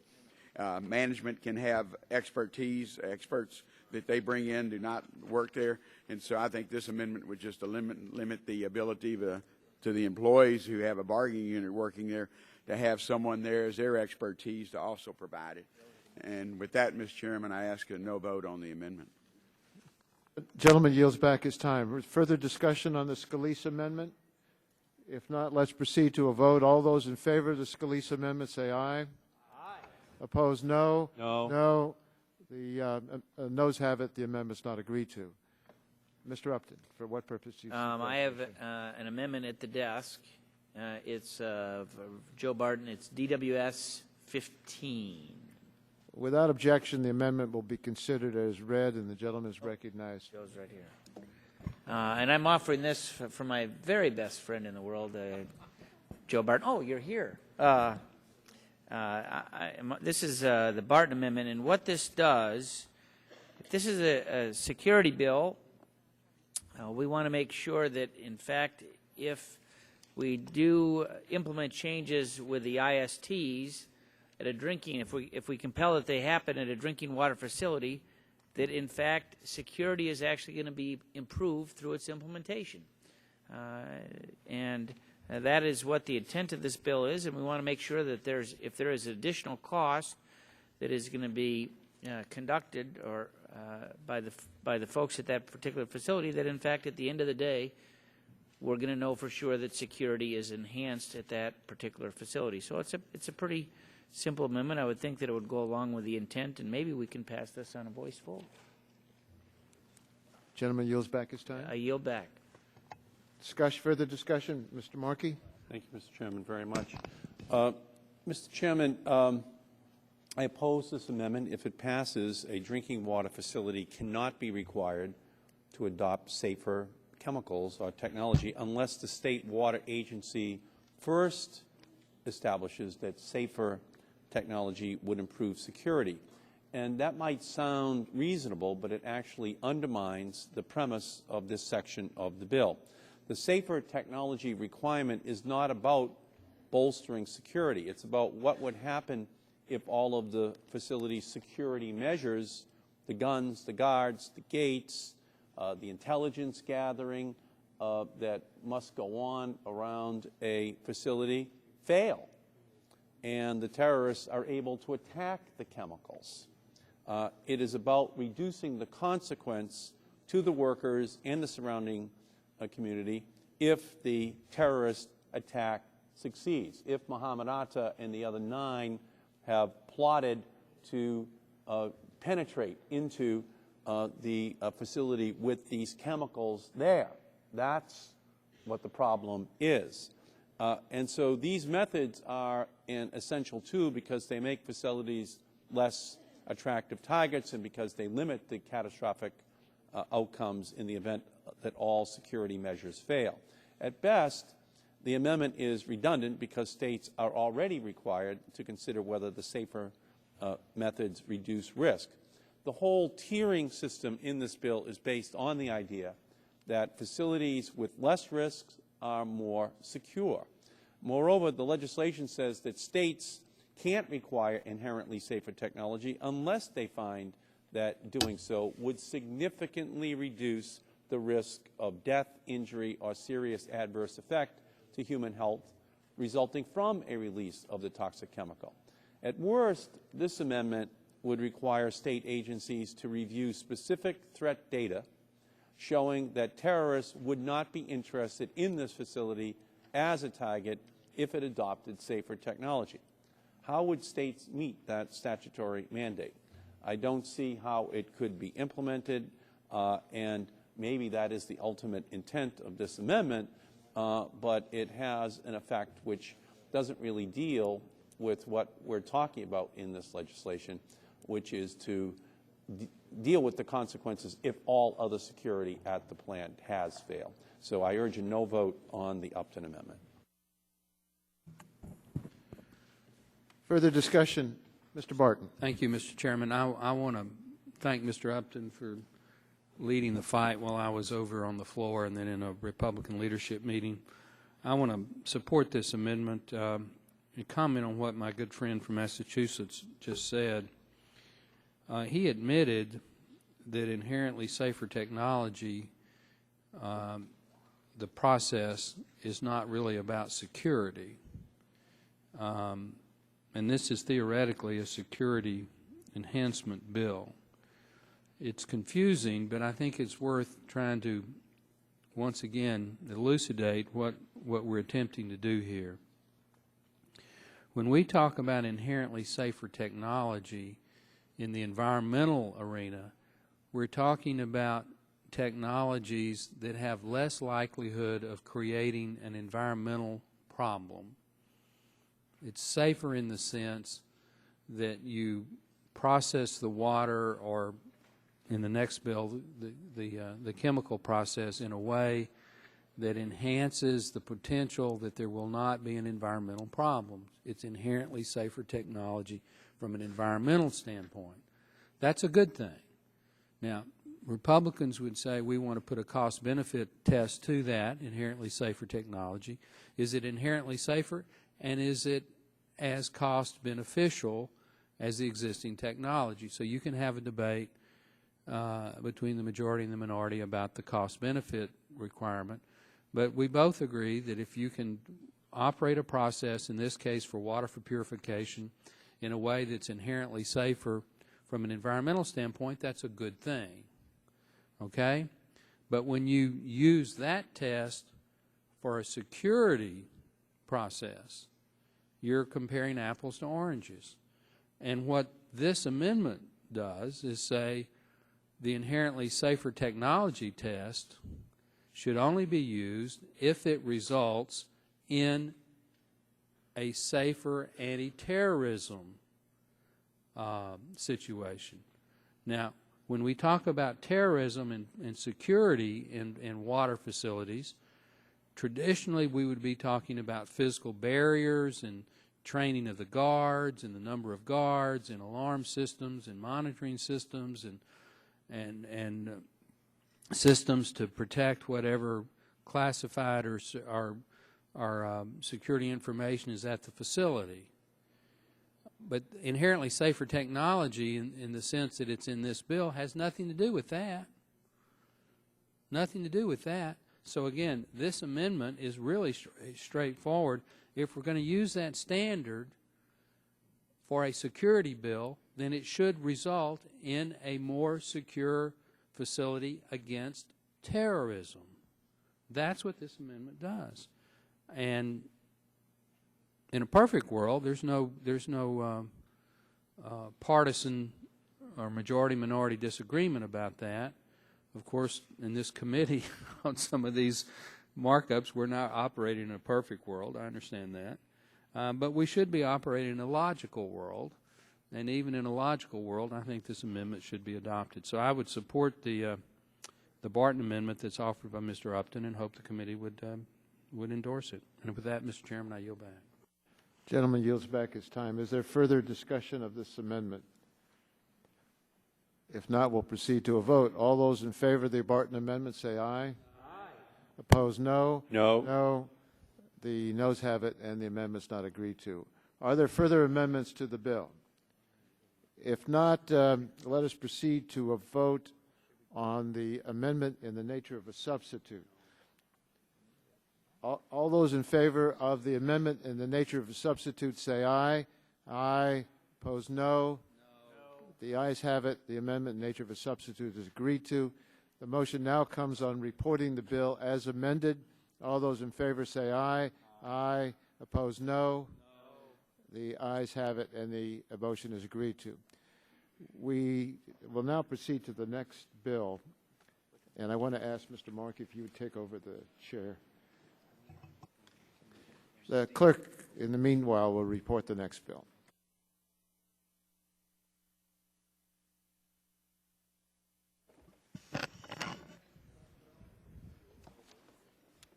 H.R. 2868.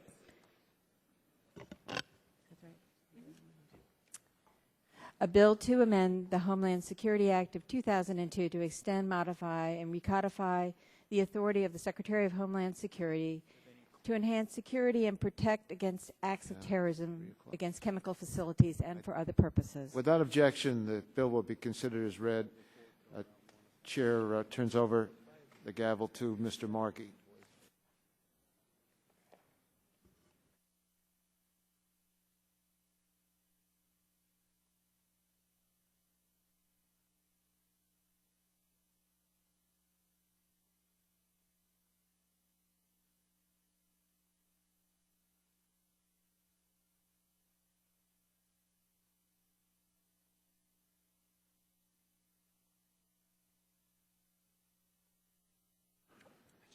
The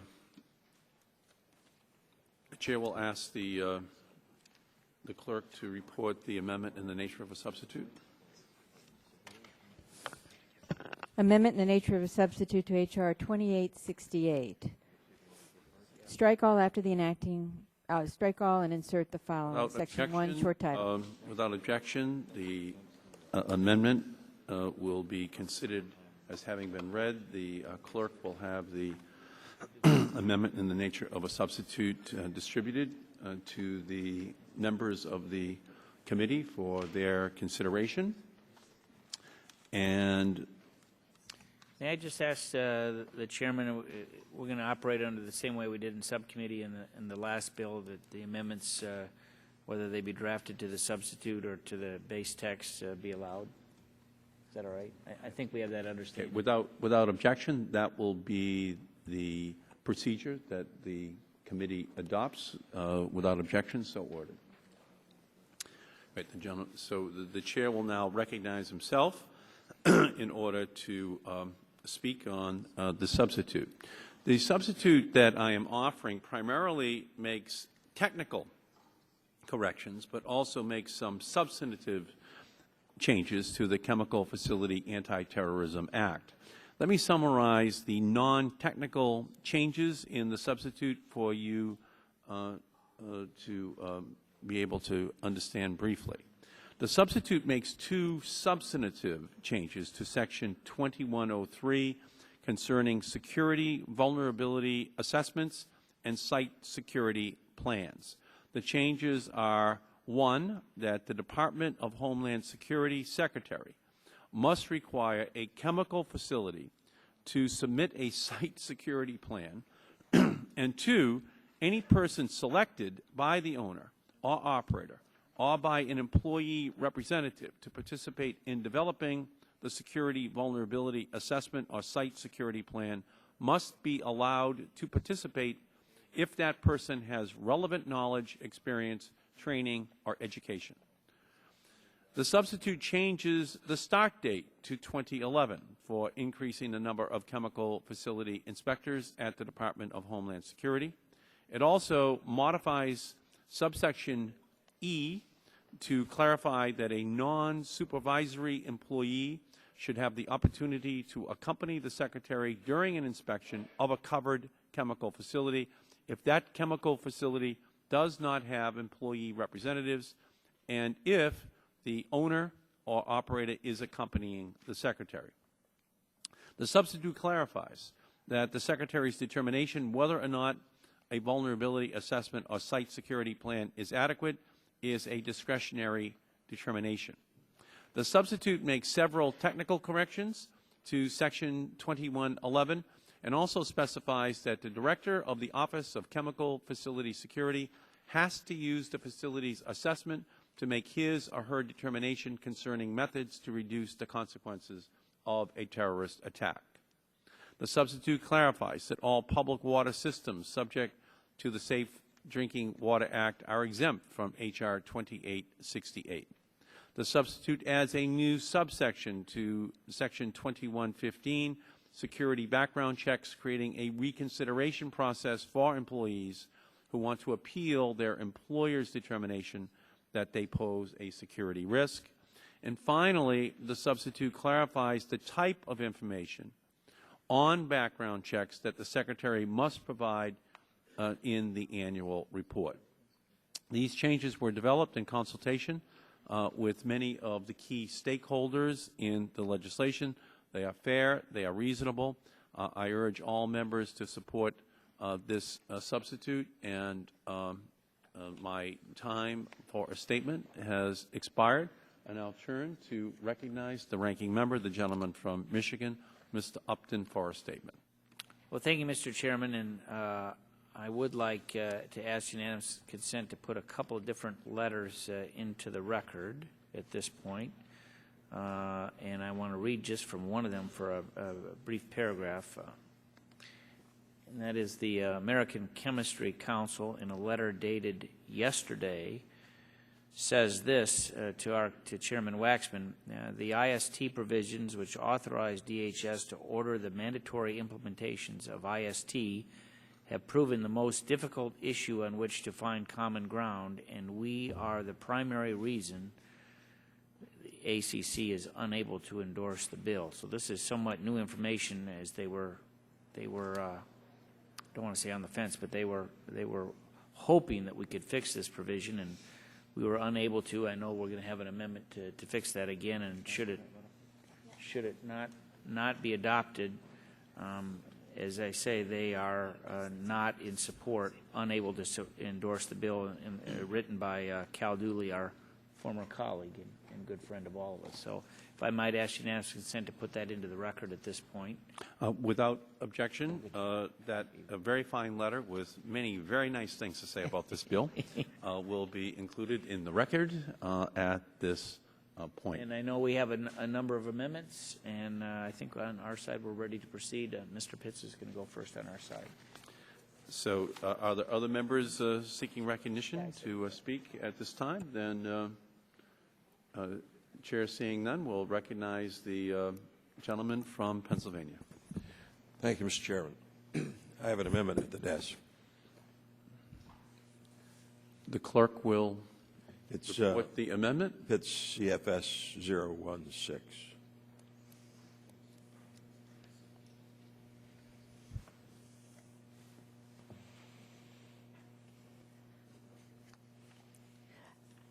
Amendment offered by Mr. Pitts to H.R. 2868. In Section 2103 of the Homeland Security Act of 2002, as proposed to be added by Section 3.1.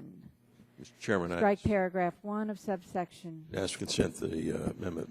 Without objection, the amendment will be considered as having been read, and the gentleman from Pennsylvania will be recognized on his amendment. Thank you, Mr. Chairman. The amendment that I'm offering today is relatively simple. It would merely preserve a MITSA facilities exemption from the Chemicals Facilities Anti-Terrorism Act. The facilities regulated under the Maritime Transportation Security Act of 2002, otherwise known as MITSA, are currently exempt from the Department's Chemical Facility Regulatory Authority. The Chemical Facility Anti-Terrorism Act proposes to include MITSA-regulated facilities in a modified fashion, which is duplicative and unnecessary. MITSA requires vessels and port facilities to conduct vulnerability assessments and develop security plans that may include passenger, vehicle, and baggage screening procedures, security patrols, establishing restricted areas, personnel identification procedures, access control measures, and or installation of surveillance equipment.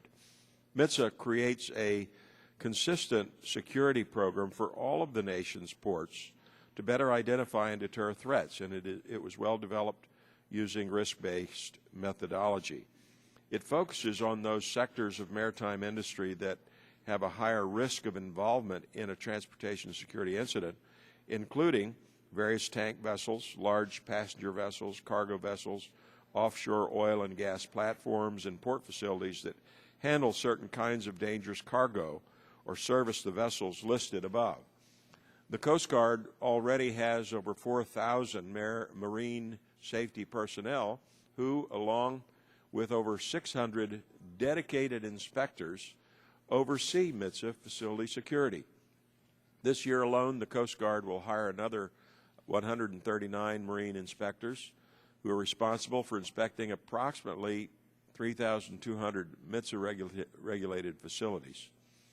MITSA-regulated facilities have already received over $1 billion in grants to make security improvements at their facilities. The Coast Guard clearly has a robust inspection regime that is working well by all accounts.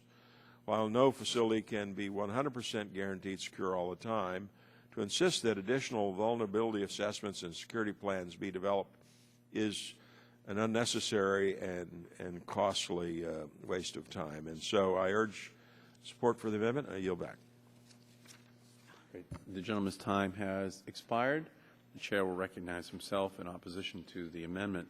This amendment would exempt port facilities from these important security requirements.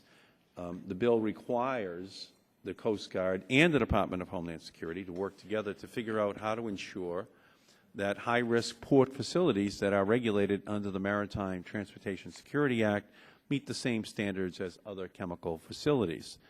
The language in this bill addressing port facilities was crafted on a bipartisan basis in consultation with the Coast Guard and the Department of Homeland Security.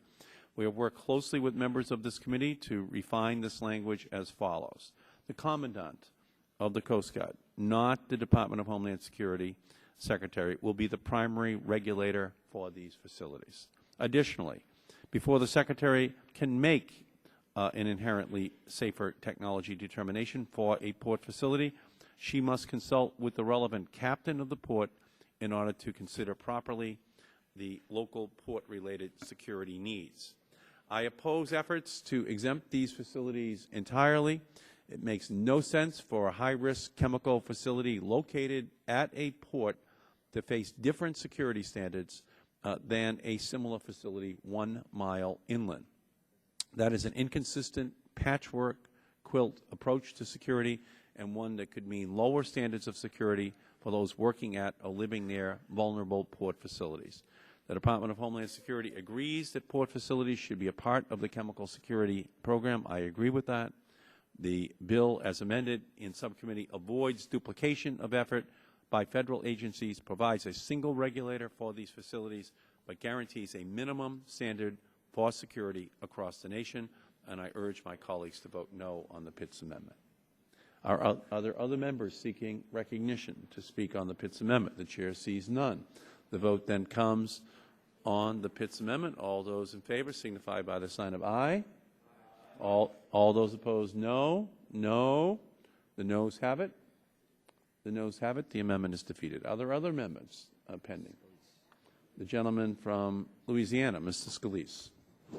Thank you, Mr. Chairman. The amendment is numbered CFS-030. The clerk will report the amendment and distribute it to the members.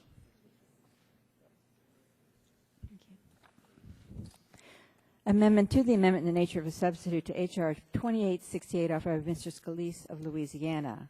The amendment will be considered as having been read by unanimous consent, and the gentleman from Louisiana will be recognized to explain his amendment to the committee.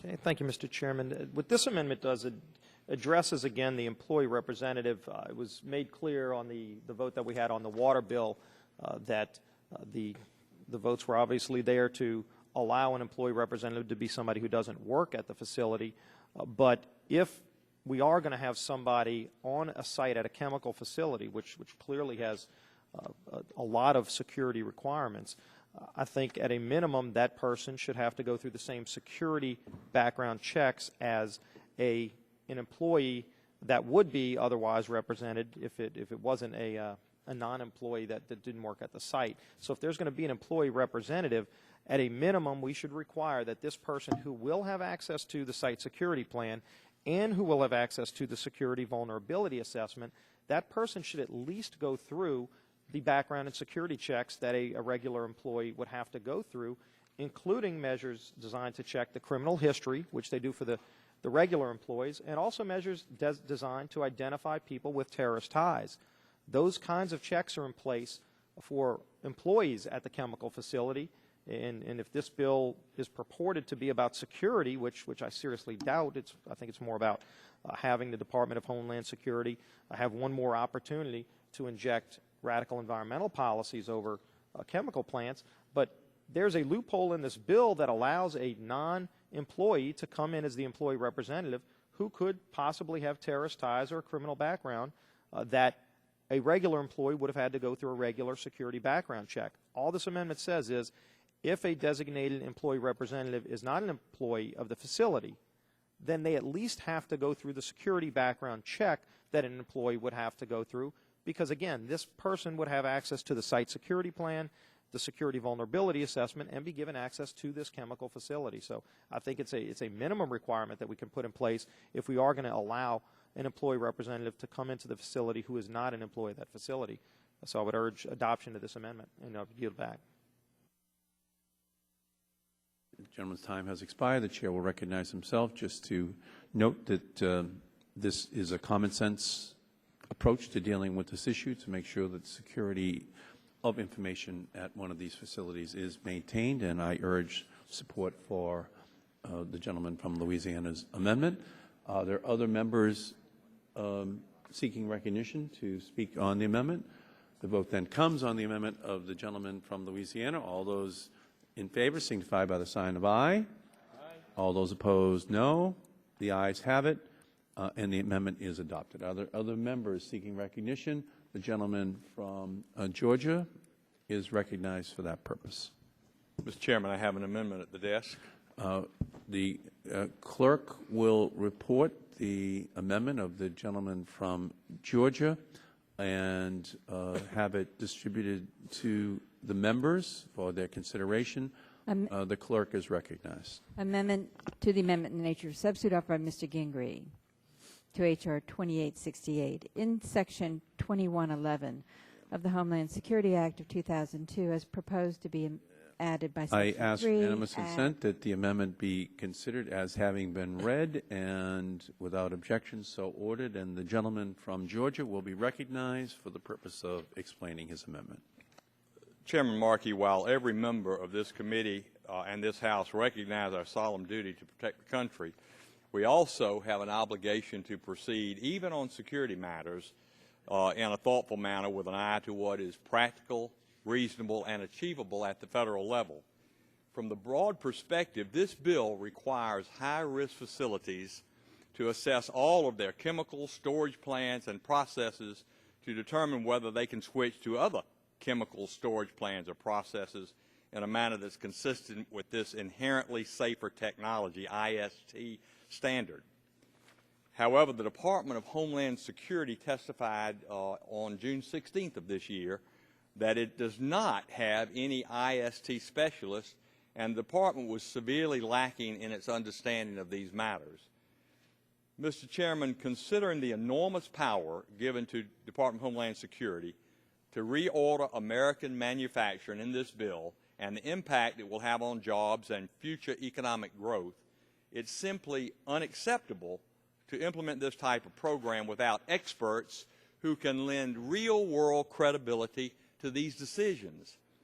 Without chemical process engineers, not only will IST assessments and implementation orders be lacking for technical credibility, but informed compliance inspections will also be arbitrary and capricious. My amendment would ensure that the potentially heavy hammer of this legislation does not come down until the Department of Homeland Security has in place an additional 100 chemical safety engineers who can provide the actual technical knowledge necessary to make these determinations and recommendations, rather than forcing these decisions to be made by staff who lack appropriate expertise. Mr. Chairman, with over 7,000 facilities to inspect, it's hard to see how DHS' current projection of 160 field inspectors by the end of the fiscal year 2010 will be able to properly meet this charge. Accordingly, my amendment is a common-sense way to ensure the necessary expertise by putting in place an additional 100 chemical safety engineers in fiscal year 10 and 11. Given the impact this legislation will have on business and a nation's economy, it's unrealistic to believe that 160 field inspectors would be sufficient to meet the requirements of H.R. 2868. So, if we are going to go down this road, as opposed to simply extending current law for another year, I highly encourage my colleagues to support providing the necessary expertise at the Department of Homeland Security by supporting this amendment. With that, Mr. Chairman, I will yield back my time. Great. Gentleman yields back his time. The chair recognizes himself.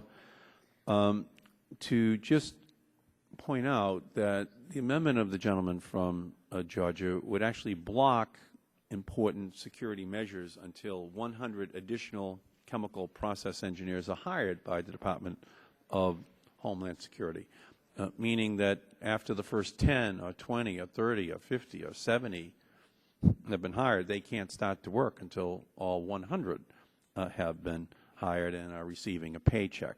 And that doesn't even deal with the engineers that are already on staff. The amendment requires 100 more chemical process engineers, but does not say when the clock on that starts ticking.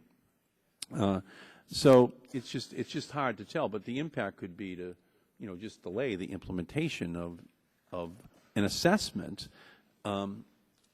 done of these facilities as to whether or not they are, in fact, in danger, because the effect of this legislation would be to block the entire inherently safer technology section, including assessment. And the assessments are done by the facility without any need for the Department of Homeland Security staff at all. So the Undersecretary of the Department of Homeland Security, Rand Beers, addressed this issue of staffing in his written testimony before our committee a couple of weeks ago. He said that the chemical facility program is in the process of bringing on board more than 125 people, and that the 2010 budget request, including money for hiring, training, and equipping additional inspectors, has been made. It sounds like, to me, the agency knows its staffing needs and is on course to fill those needs. If the agency sees the need for more chemical process engineers, they can request the funds to hire more, the number that, in their estimation, that they actually need. So I urge a rejection of the amendment of the gentleman. Mr. Chairman, would you yield to me? I'd be glad to yield to the gentleman. Mr. Chairman, thank you for yielding. And again, I think that from my perspective and the purpose of the amendment is it's much more important to get it right than have it done quickly. But I would, if there's concern about the timing of the hiring and putting in place the safety engineers that have the expertise to do this right. After all, we're talking about restructuring a whole manufacturing process for any number of companies. If someone wants to make a secondary amendment and say that by the time we have 50 in place or 75 in place, or maybe even 25 in place, and work toward that goal of having a total of 100, I'm fine with that. But I think the important thing here from my perspective in this amendment, Mr. Chairman, is that we don't want people that don't have the ability to make these decisions at a time when we're losing hundreds of thousands of jobs every month to shut down some plant by some non-expert making a wrong decision. So I yield back to the chairman. I thank you. I thank the gentleman. I thank the gentleman. Again, the amendment of the gentleman as it's drafted would actually prevent the facilities themselves from doing an assessment, which is the kind of the first step. And to my way of thinking, it just doesn't make sense to not allow the people who have already been hired, already meet the qualifications to begin to do their work. So I just think it doesn't harmonize with what the testimony that was delivered before our committee just a couple of weeks ago from the Department of Homeland Security recommended as a course to pursue. So I urge a no vote on the amendment, and I yield back the balance of my time, and I am looking for other members to recognize on the amendment of the gentleman from Georgia. The chair sees none. The vote then comes on that amendment. All those in favor signify by the sign of aye. Aye. All those opposed, no. No. The noes have it. The amendment, Mr. Chairman, is defeated. On that, I would like a recorded vote, please. The gentleman from Georgia requests a roll call. The clerk will call the roll.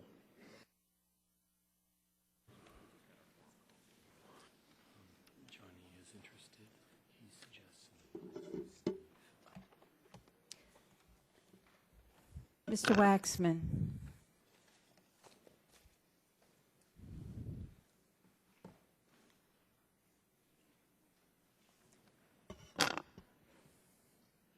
Mr. Dingell.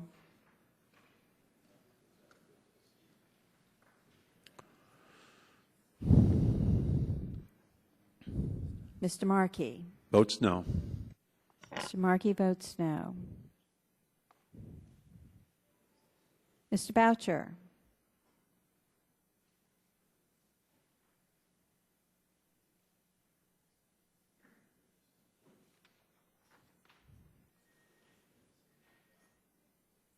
Mr. Pallone. Mr. Pallone votes no. Mr. Gordon.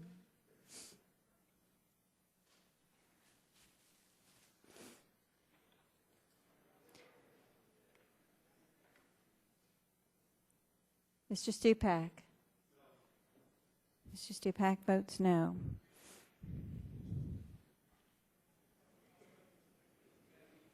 Mr. Engel.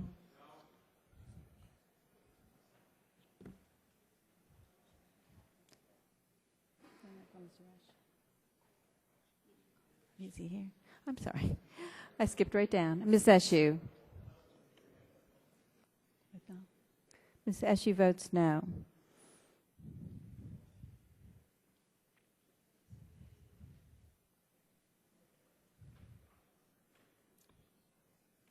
Mr. Rush.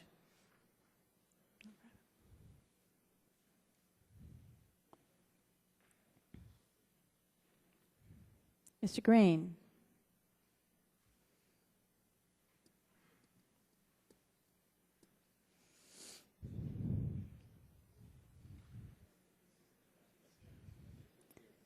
Ms. DeGette.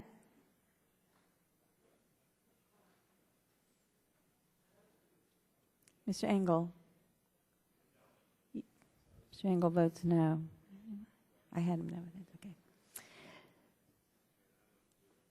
Mrs. Capps.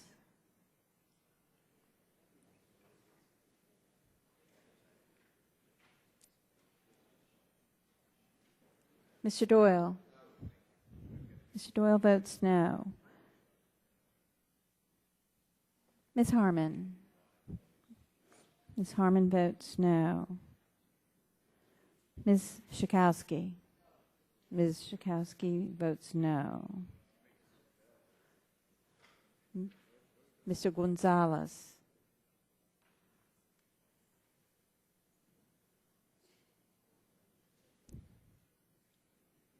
Mr. Inslee. Mr. Inslee votes no. Ms. Baldwin. Ms. Baldwin votes no. Mr. Ross. Mr. Ross votes no. Mr. Weiner. Mr. Weiner votes no. Mr. Matheson. Mr. Matheson votes no. Mr. Butterfield.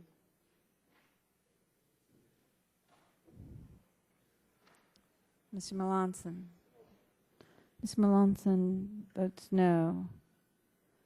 Mr. Barrow. Mr. Barrow, no. Mr. Hill. Mr. Hill votes no. Ms. Matsui. Ms. Matsui, no. Mrs. Christensen.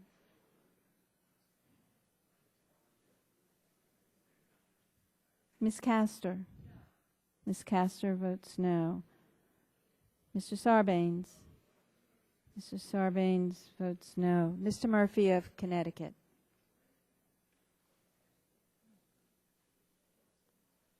Mr. Murphy. Mr. Murphy votes no. Mr. Space. Mr. Space, no.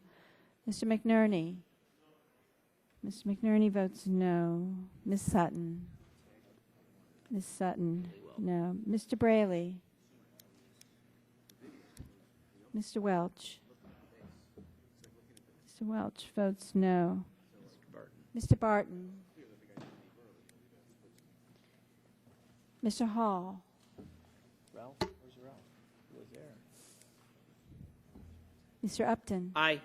Mr. Upton votes aye. Mr. Stearns. Mr. Stearns, aye. Mr. Deal. Mr. Deal votes aye. Mr. Whitfield. Mr. Shimkus. Mr. Shimkus, aye. Mr. Shattuck.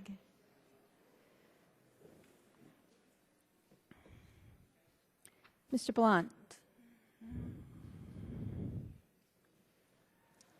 Mr. Boyer.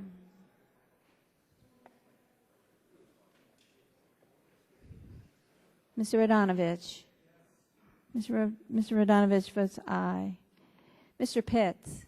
Mr. Pitts votes aye. Ms. Bono Mack. Mr. Walden. Mr. Terry. Mr. Terry votes aye. Mr. Rogers. Mrs. Myrick.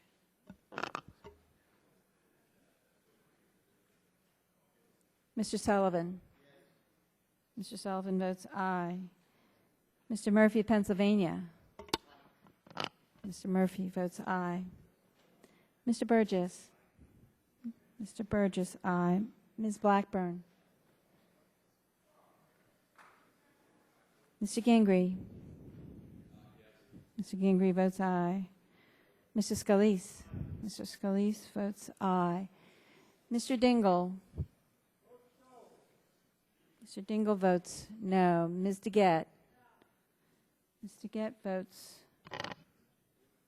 no. Mr. Gordon. Mr. Gordon votes no. Mr. Green. Mr. Green votes no. Mr. Whitfield. Mr. Whitfield votes aye.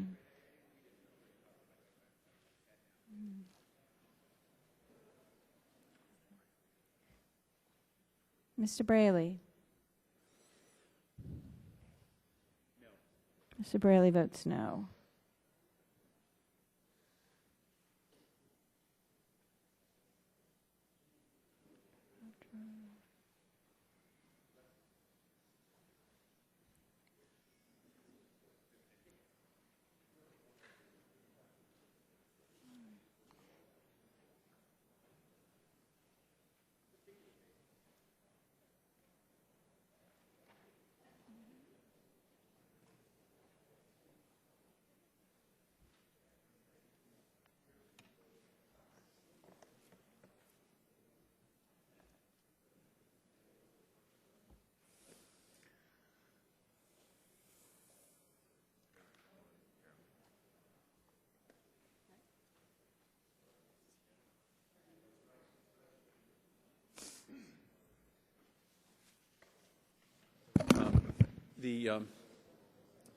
Have all members been recorded? The clerk will report the vote. Mr. Chairman, on that vote, there were 13 ayes and 29 noes. The amendment is defeated. Are there other members seeking recognition? The chair recognizes the gentleman from Arkansas, Mr. Ross.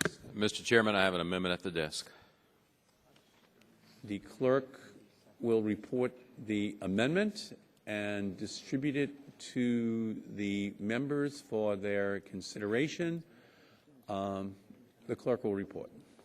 Amendment offered by Mr. Rush of Arkansas and Mr. Space of Ohio.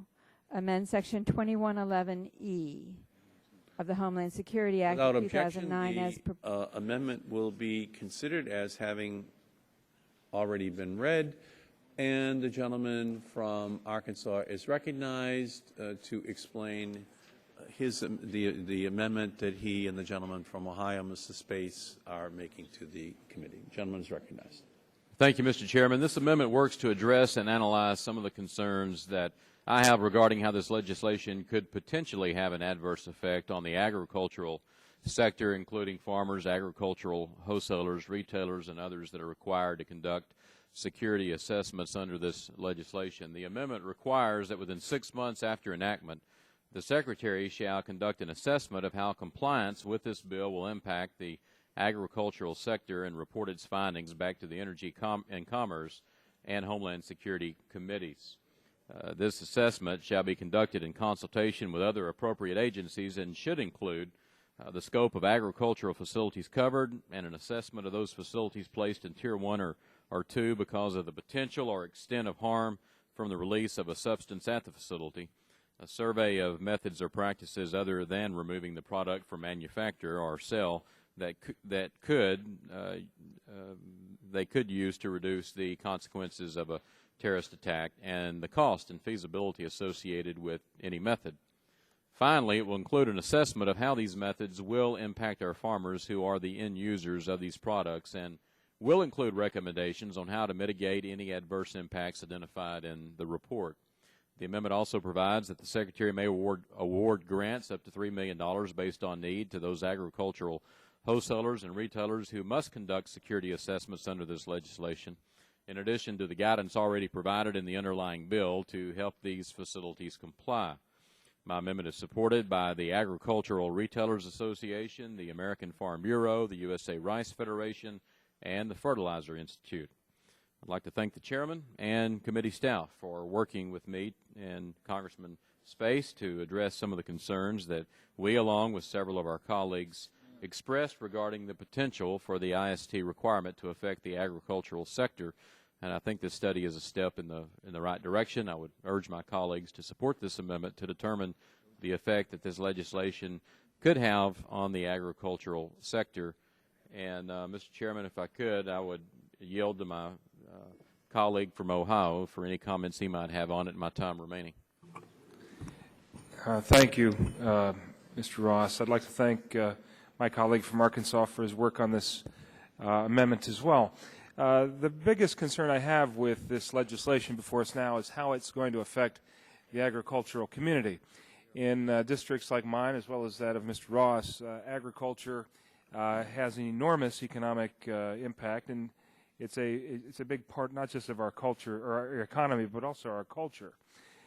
These farmers, most of them are small farms, are struggling to survive in this economy.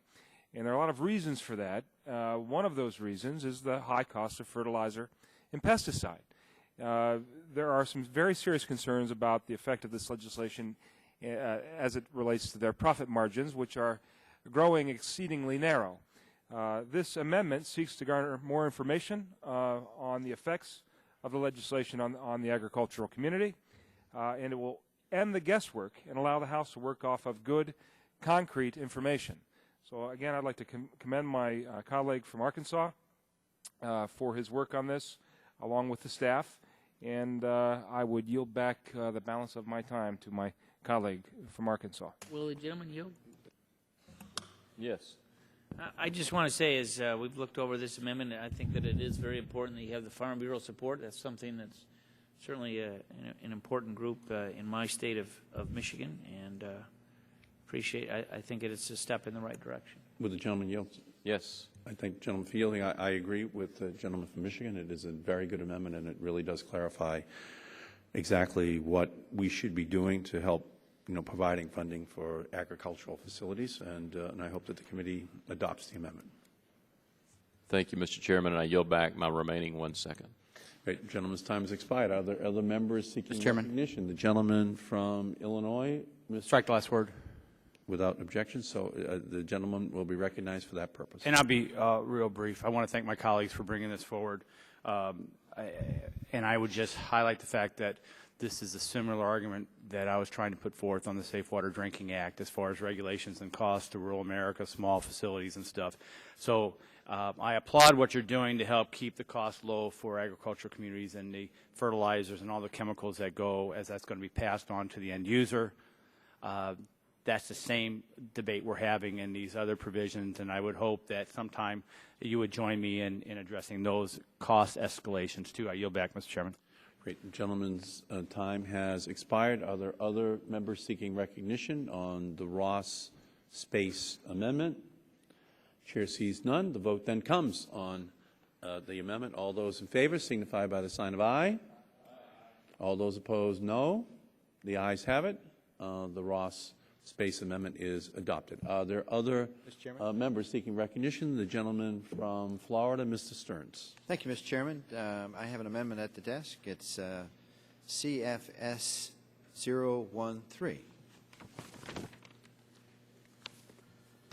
The clerk will report the Stearns amendment and have it distributed to the members.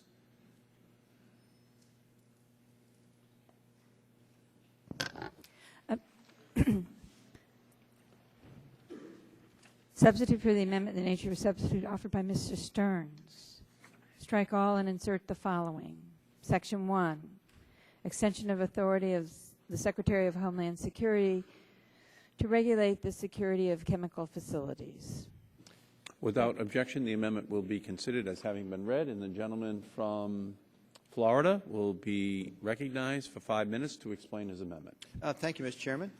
The amendment, my colleagues, is simply an amendment to extend for 3 years the existing Chemical Facility Anti-Terrorist Standards Program until 2012.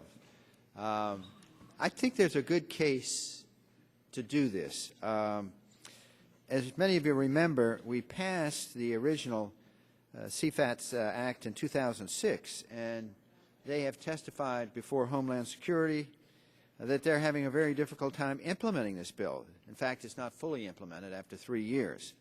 So I think it's premature to make significant changes to the chemical security regime, as this bill would do. CFATS needs more time to hire the people to implement what we already passed. The facilities, in fact, are still in the process of receiving their final risk tier assessments and assignments and writing and implementing these site security plans. So the SSPs, the site security plans, are still being implemented. Department of Homeland Security will then need to review these SSPs and conduct compliance inspections. Therefore, my colleagues, it takes more time to learn if there are any more gaps in the system. CFATS is a major new regulatory program in itself, by itself. And the Department of Homeland Security has done a commendable job writing the regulations, then setting up the internal infrastructure to be able to implement and enforce these new regulations. And because of their efforts, real security measures are being implemented at facilities around this country. But requiring the Department of Homeland Security to go back and subsequently rework the regulations at this point, I think, would be counterproductive. As pointed out, the Department of Homeland Security has testified last week that it has yet to conduct even one enforcement inspection to determine if even the highest risk facilities are in compliance. So think of that. They have not even been able to conduct even one enforcement inspection. Also, they've testified that staffing in this area is lacking, sorely lacking, and they're in dire need of chemical engineers. I think this legislation, just as another overlay, adds complex new regimes on facilities with chemical and government entities. This means that many folks will be stranding investments they made voluntarily or under the old regime because they thought it was enough or the right thing to do. So in addition to the staffing, is just the investment. Not to mention the cost. The cost is going to have to be redone to comply with this. Why don't we just give a 3-year hiatus here to allow these folks to comply with what we've already passed? We've been very fortunate. We have not had any incidents since 2011, so I urge, Mr. Chairman, that the committee consider this 3-year extension, and I hope they'll favorably support it. Thank you, Mr. Chairman. Okay. The gentleman's time has expired. The chair recognizes himself in opposition to the amendment. The reason that we don't want to extend it for 3 years without any changes in it is that we've identified problems in the existing regime, the flaws in the current chemical security program. And what the legislation does today that we're considering is include provisions that strengthen enforcement, require assessment, some cases implementation of safer technologies, greater protections for workers in the workplace. So we're taking the existing law, but we're going to improve it, and I think that's our responsibility. We shouldn't wait 3 more years in order to make these modifications, and the administration is not asking for a 3-year continuation. They want to see these changes. So it's important for us to put the new protections into the law and do so today. And today's newspapers are reporting on a disrupted al-Qaeda terrorist plot designated to use ammonium nitrate to construct and detonate Oklahoma City-sized bombs in Canadian cities. That's today. This amendment to delay a comprehensive chemical security legislation from passing is only going to allow dangers to exist out there that can be exploited by al-Qaeda. So if they're being identified in Canada today and we're dealing with chemicals up there and an al-Qaeda plot, let's not hesitate here. Let's not delay for 3 more years to add these additional security protections. So I urge a no vote on the Stearns Amendment, and I now turn and recognize the gentleman from Michigan, Mr. Upton. Well, thank you, Mr. Chairman. I certainly support this amendment, as I did in subcommittee as well. And based on the hearing that we had a couple weeks ago, at that point, Homeland Security, as I recall, said that they had not conducted a single inspection. And if that's the case, I don't know what we've learned. I mean, what have we learned that we need to improve this bill, and therefore a 3-year extension seems to be wise, and if maybe not a 3-year, then maybe a 2-year if we could be able to get that through. But at the same time, as we are beginning to move this legislation forward, hearing, subcommittee, now full committee markup, I'm not sure where any progress is in the Senate, the other body. So why not accept a 2 or a 3-year simple extension, take the time that is necessary to, in fact, allow some of these inspections to take place, and then come back and tell us what they've learned, how improvements can be made, and at that point, move a bill versus move a bill now without the experience of having a single inspection at any of these facilities around the country. And in the meantime, these companies, which is one of the reasons why the American Chemistry Council has now come out with their letter of not supporting this bill, you allow them to have some input here as well. And as they try to make these decisions involving millions of dollars, impacting thousands of jobs, we don't need to lose any more of these jobs overseas. But let's take the time to do it right. And maybe if we did a 3-year, maybe even a 2-year bill, we could pass it with strong bipartisan support, send it to the Senate where they may take that same legislation up versus sending what appears to be this bill to the graveyard with no action at all. Would the gentleman Will yield? Gentleman yield? Yield to my friend from Florida. I think the gentleman from Michigan makes a very good point when he talks about we are going to improve what we have with the CFIUS bill that was passed in 2006, and I don't think there's any solid evidence that what the gentleman from Massachusetts says is necessary. I think we passed the CFIUS bill to try and do what the gentleman from Massachusetts wanted to do, and we should let it work its will.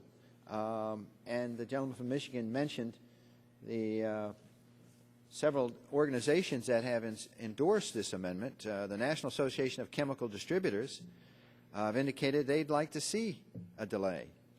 I put that letter into the record by unanimous consent during the subcommittee hearing, and also the National Petrochemical and Refiners Association expressed the same thing, that they'd like a delay.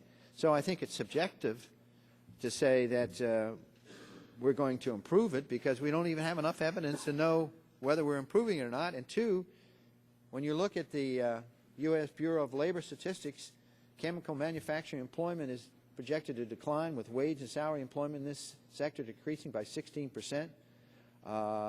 So, you know, we like to legislate on a body of experience and accumulated knowledge, and yet we don't have that because this bill has not been implemented completely, and all the people that are involved with it are saying, just hold off, give us a little more time. The gentleman from Michigan mentioned 2 years. I think the point is that if the chairman would like to make this 2 years, I think that's by unanimous consent we could do it. But the key factors are the state of the national global economy, increased competition, shifting of production overseas, and that the basic flaw is that the Homeland Security is just having a very difficult time implementing what they have, and they don't have the resources to do it. So why jam this down their throats when they're asking, say, just give us a little bit more time so we can fully implement it? I thank the gentleman. Yield to the gentleman from Massachusetts. I thank the gentleman. I thank the gentleman very much. The gentleman earlier asked that a letter from the American Chemistry Council be included in the record, and in that letter, what the American Chemistry Council asked us to do is to make the CPATS program permanent and that the Department of Homeland Security should be given adequate resources to fully implement and enforce the regulations, and the Chemical Facility Anti-Terrorism Act of 2009 is the appropriate vehicle for ensuring a permanent chemical facility anti-terrorism security program. So I just wanted to make that clear, that this is an approach which is supported by the industry. So the gentleman's time has, the gentleman from... Yielded my... Same letter. You're talking about the National Petrochemical and Refiners Association, Mr. That Markey? signed by Cal Dooley, dated yesterday. I'm reading from their letter. It says they're talking about the extension. This extension, they say, will give the Department of Homeland Security the time it needs to fully enact the current program, without making changes that would undermine national security. So their letter, in fact, says that by pushing this too fast, you're going to undermine national security, and we're just, so to speak, begging for an extension to allow the Department of Homeland Security the time it needs to fully enact the current program. So, Mr. Chairman, what I read here is that the President is asking and endorsing my amendment. The gentleman's time has expired. Other members seeking recognition to speak on the Stearns Amendment. The gentleman from Georgia. Mr. Chairman, move to strike the last word. I just...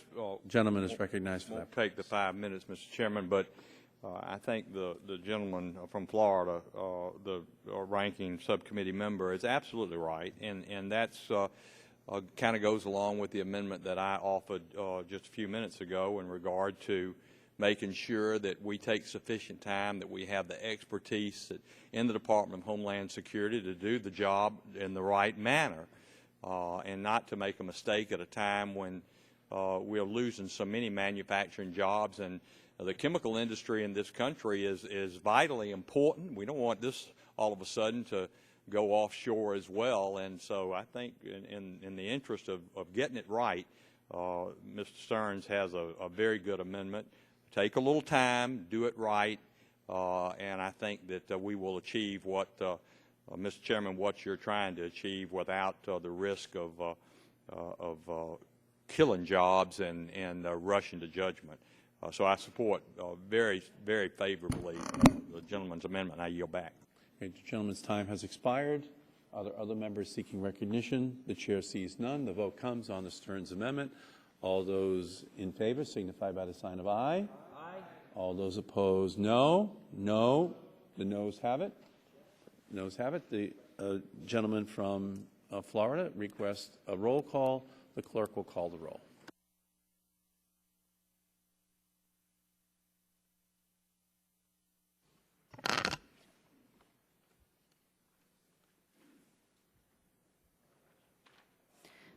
Mr. Waxman.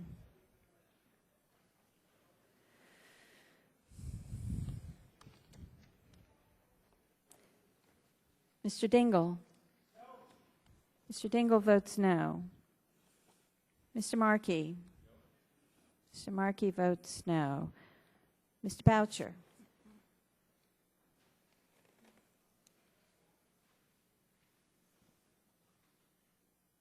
Mr. Pallone. Mr. Pallone votes no. Mr. Gordon.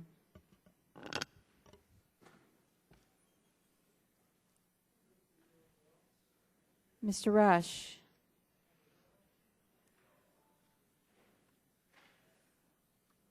Ms. Eshoo. Ms. Eshoo votes no. Mr. Stupak. Mr. Stupak, no. Mr. Engel. Mr. Engel, no. Mr. Green. Mr. Green, no. Ms. DeGette. Ms. DeGette, no. Mrs. Capps. Mr. Doyle. Mr. Doyle, no. Ms. Harmon.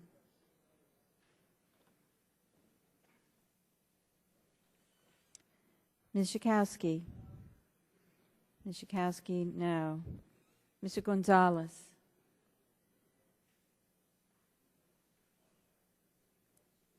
Mr. Inslee. Mr. Inslee, no. Ms. Baldwin. Ms. Baldwin votes no. Mr. Ross? Mr. Ross, no.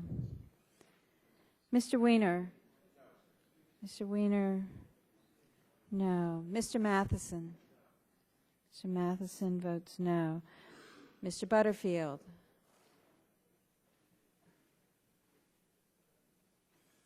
Mr. Melanson? Mr. Melanson, no. Mr. Barrow? Mr. Barrow votes aye. Mr. Hill? Mr. Hill votes no. Ms. Matsui? Ms. Matsui, no. Mrs. Christensen?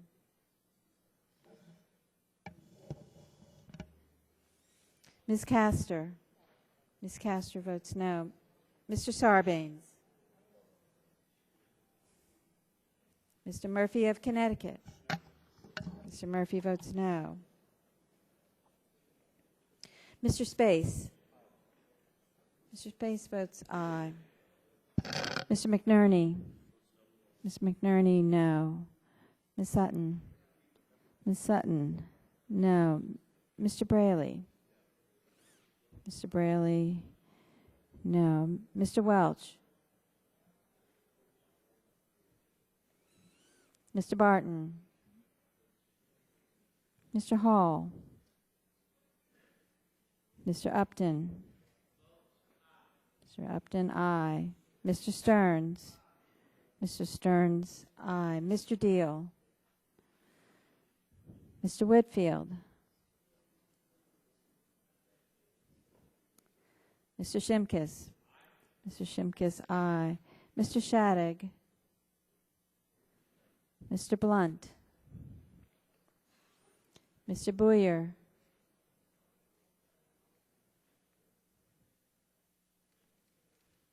Mr. Radonovich?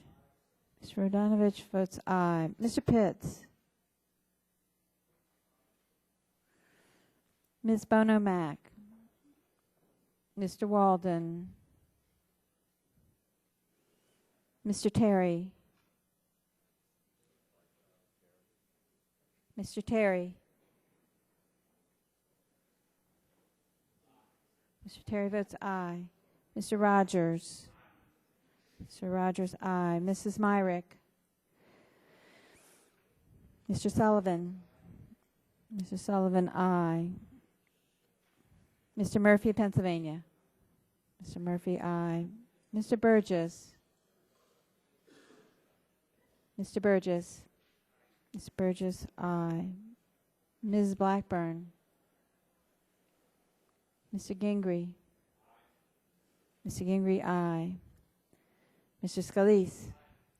Mr. Scalise, aye. Mr. Waxman? Mr. Waxman votes no.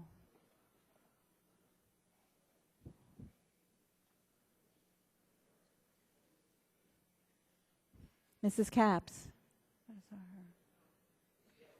Yes. Votes no. Mrs. Capps, no. Mr. Welch? Mr. Welch votes no. Mr. Butterfield? Mr. Butterfield votes no. Mr. Whitfield?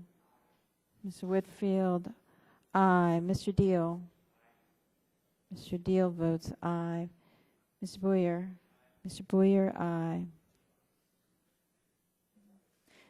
Mr. Sarbanes? Mr. Sarbanes votes no.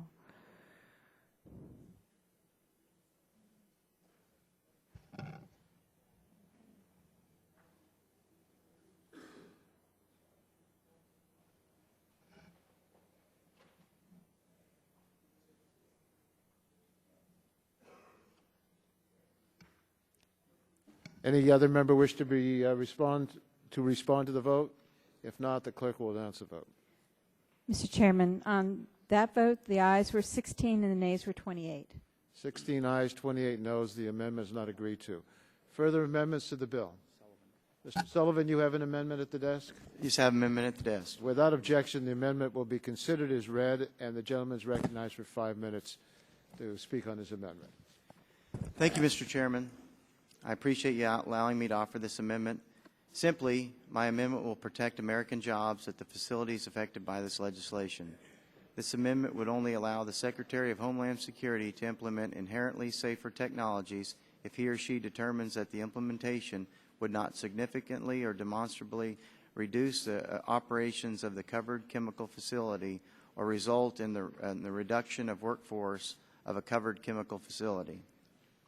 The way this bill is written, the Secretary can require covered chemical facilities to implement ISTs as long as it would reduce risk, wouldn't create a new high-risk facility elsewhere, and would allow the facility to continue to conduct business at its current location.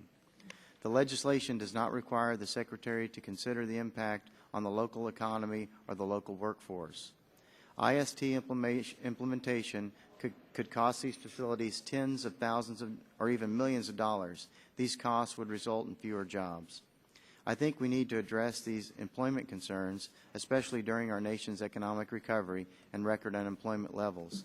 This bill should be about protecting Americans and jobs. Again, all this amendment does is require the Secretary to consider the jobs of hardworking Americans before requiring IST implementation. I urge the adoption of this amendment.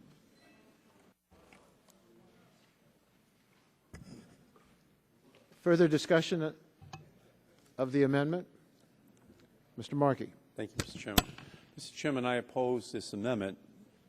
The bill as it's presently drafted takes a very balanced approach to the issue of inherently safer technology because the bill actually recognizes that in some cases a chemical facility can reduce the consequences of a potential terrorist attack by using safer chemicals and processes, and a safer facility is likely to be a less desirable target in the first place.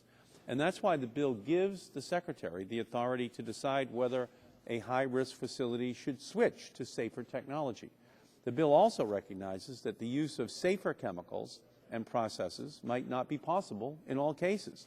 That's why the Secretary can only order a switch to safer technology after proving that it is technologically and economically feasible for a facility to do so.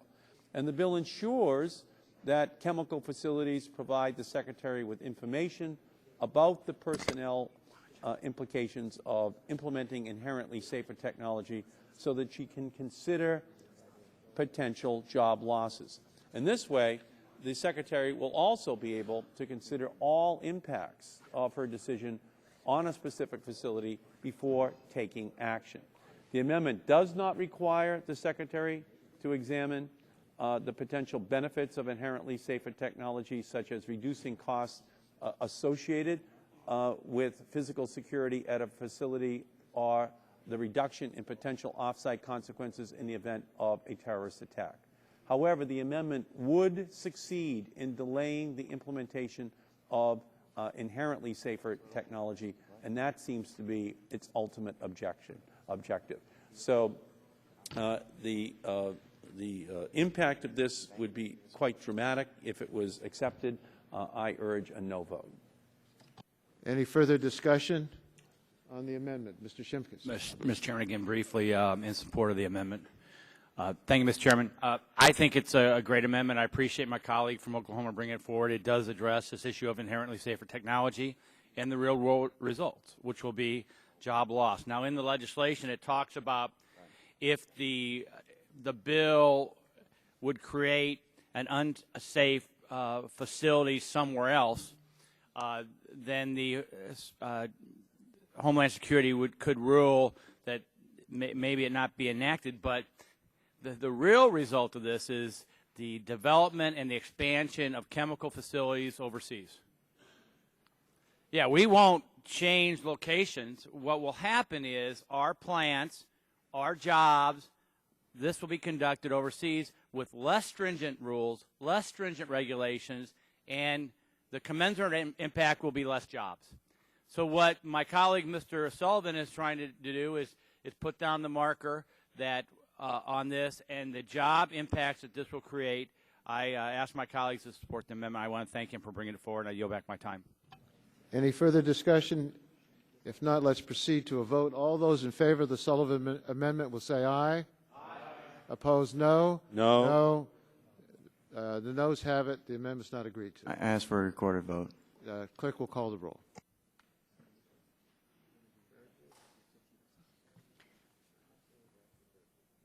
Mr. Waxman? No. Mr. Waxman votes no. Mr. Dingell? Mr. Dingell votes no. Mr. Markey? No. Mr. Markey, no. Mr.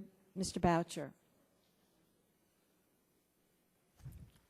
Mr. Pallone?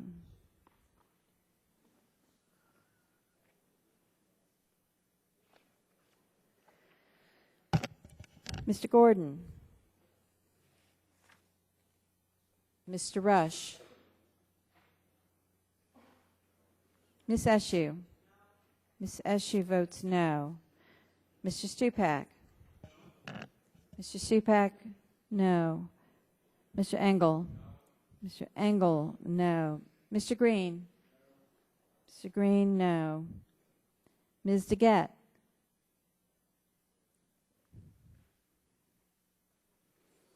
Mrs. Capps? Mr. Doyle? Mr. Doyle votes no. Ms. Harmon? Ms. Schakowsky? Mr. Gonzalez? Mr. Inslee?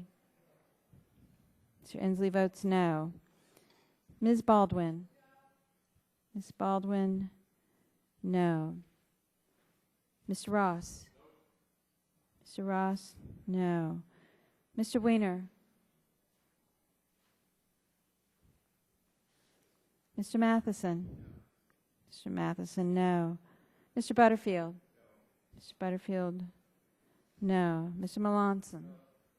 Mr. Melanson, no. Mr. Barrow? Mr. Barrow votes no. Mr. Hill? Mr. Hill, no. Ms. Matsui? Ms. Matsui, no. Mrs. Christensen? Ms. Castor? Ms. Castor votes no. Mr. Sarbanes? Mr. Sarbanes, no. Mr. Murphy of Connecticut? Mr. Murphy, no. Mr. Space?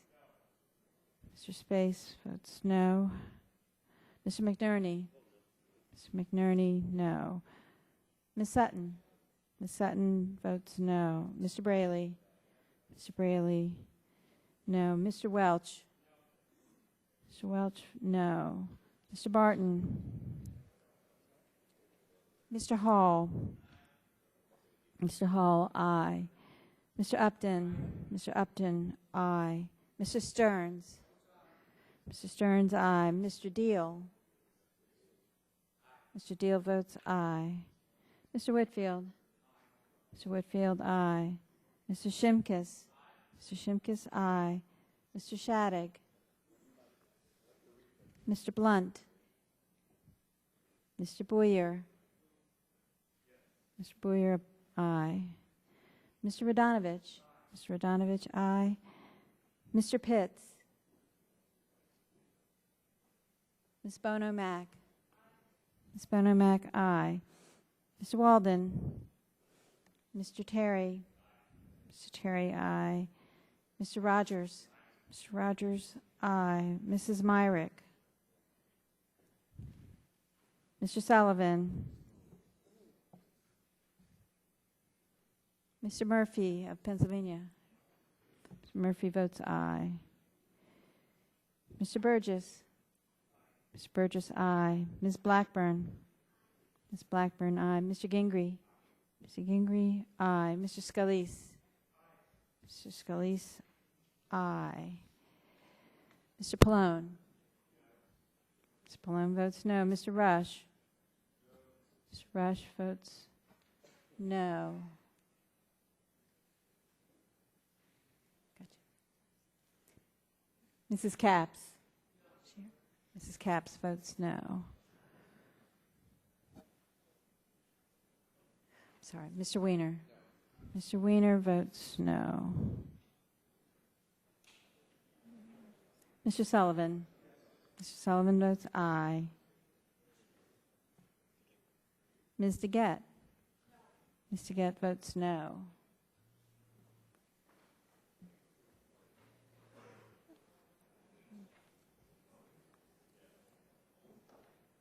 Who walked in?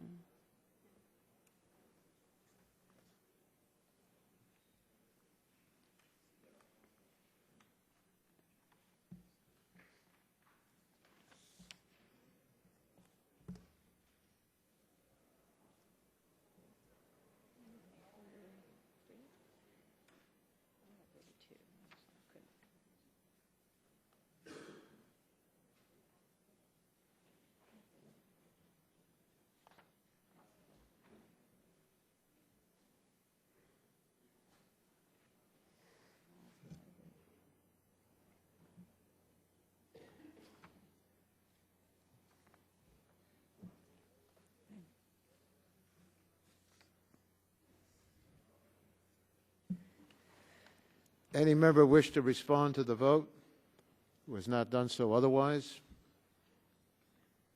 If not, clerk will tally the vote and announce it. Mr. Chairman, on that vote, there were 17 ayes and 30 noes. 17 ayes, 30 noes. The amendment's not agreed to. Further amendments to the bill? Mr. Burgess, you have an amendment at the desk. Without objection, the amendment will be considered as read, and you'll be recognized now for 5 minutes. Thank you, Mr. Chairman.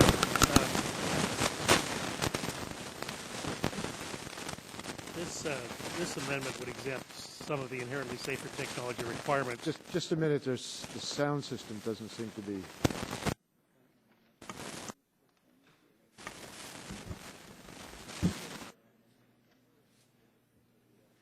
Is it working now?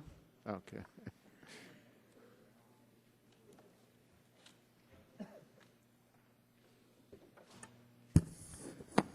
It's all right, Mr. Chairman. I've been waiting to move up to this level for a long time. Quiet. Gentleman's recognized. This amendment would exempt some of the inherently safer technology requirements for the manufacture of items that protect public health. The bill as written currently requires facilities that fall into high-risk tiers to assess whether they can use different inputs or processes and justify to the Department of Homeland Security why they should not make a switch to those other chemicals or activities.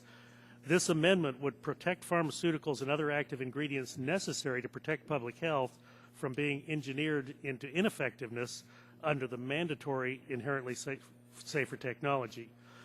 Under the section requiring methods to reduce consequences of terrorist attack, it is possible that pharmaceutical manufacturers and other public health producers would have to give up standard practices and formulas for their drugs and vaccines.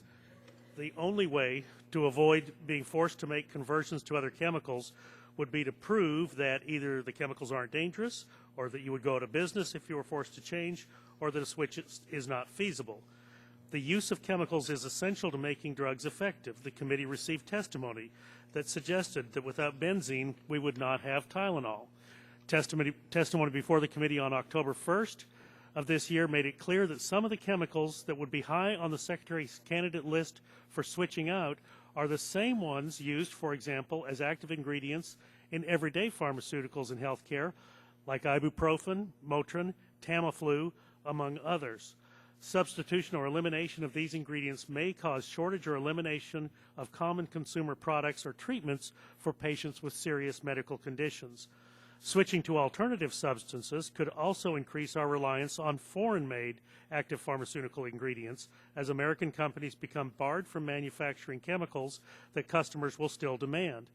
Such a result would actually make the United States less safe and less secure and cost Americans jobs. And I would just remind the chairman of the testimony that this committee heard last year in regards to the heparin contamination when the active pharmaceutical ingredient was required to be imported from China, and the deadly consequences in dialysis centers across the country for the substitution of a molecule that was not heparin in that compound.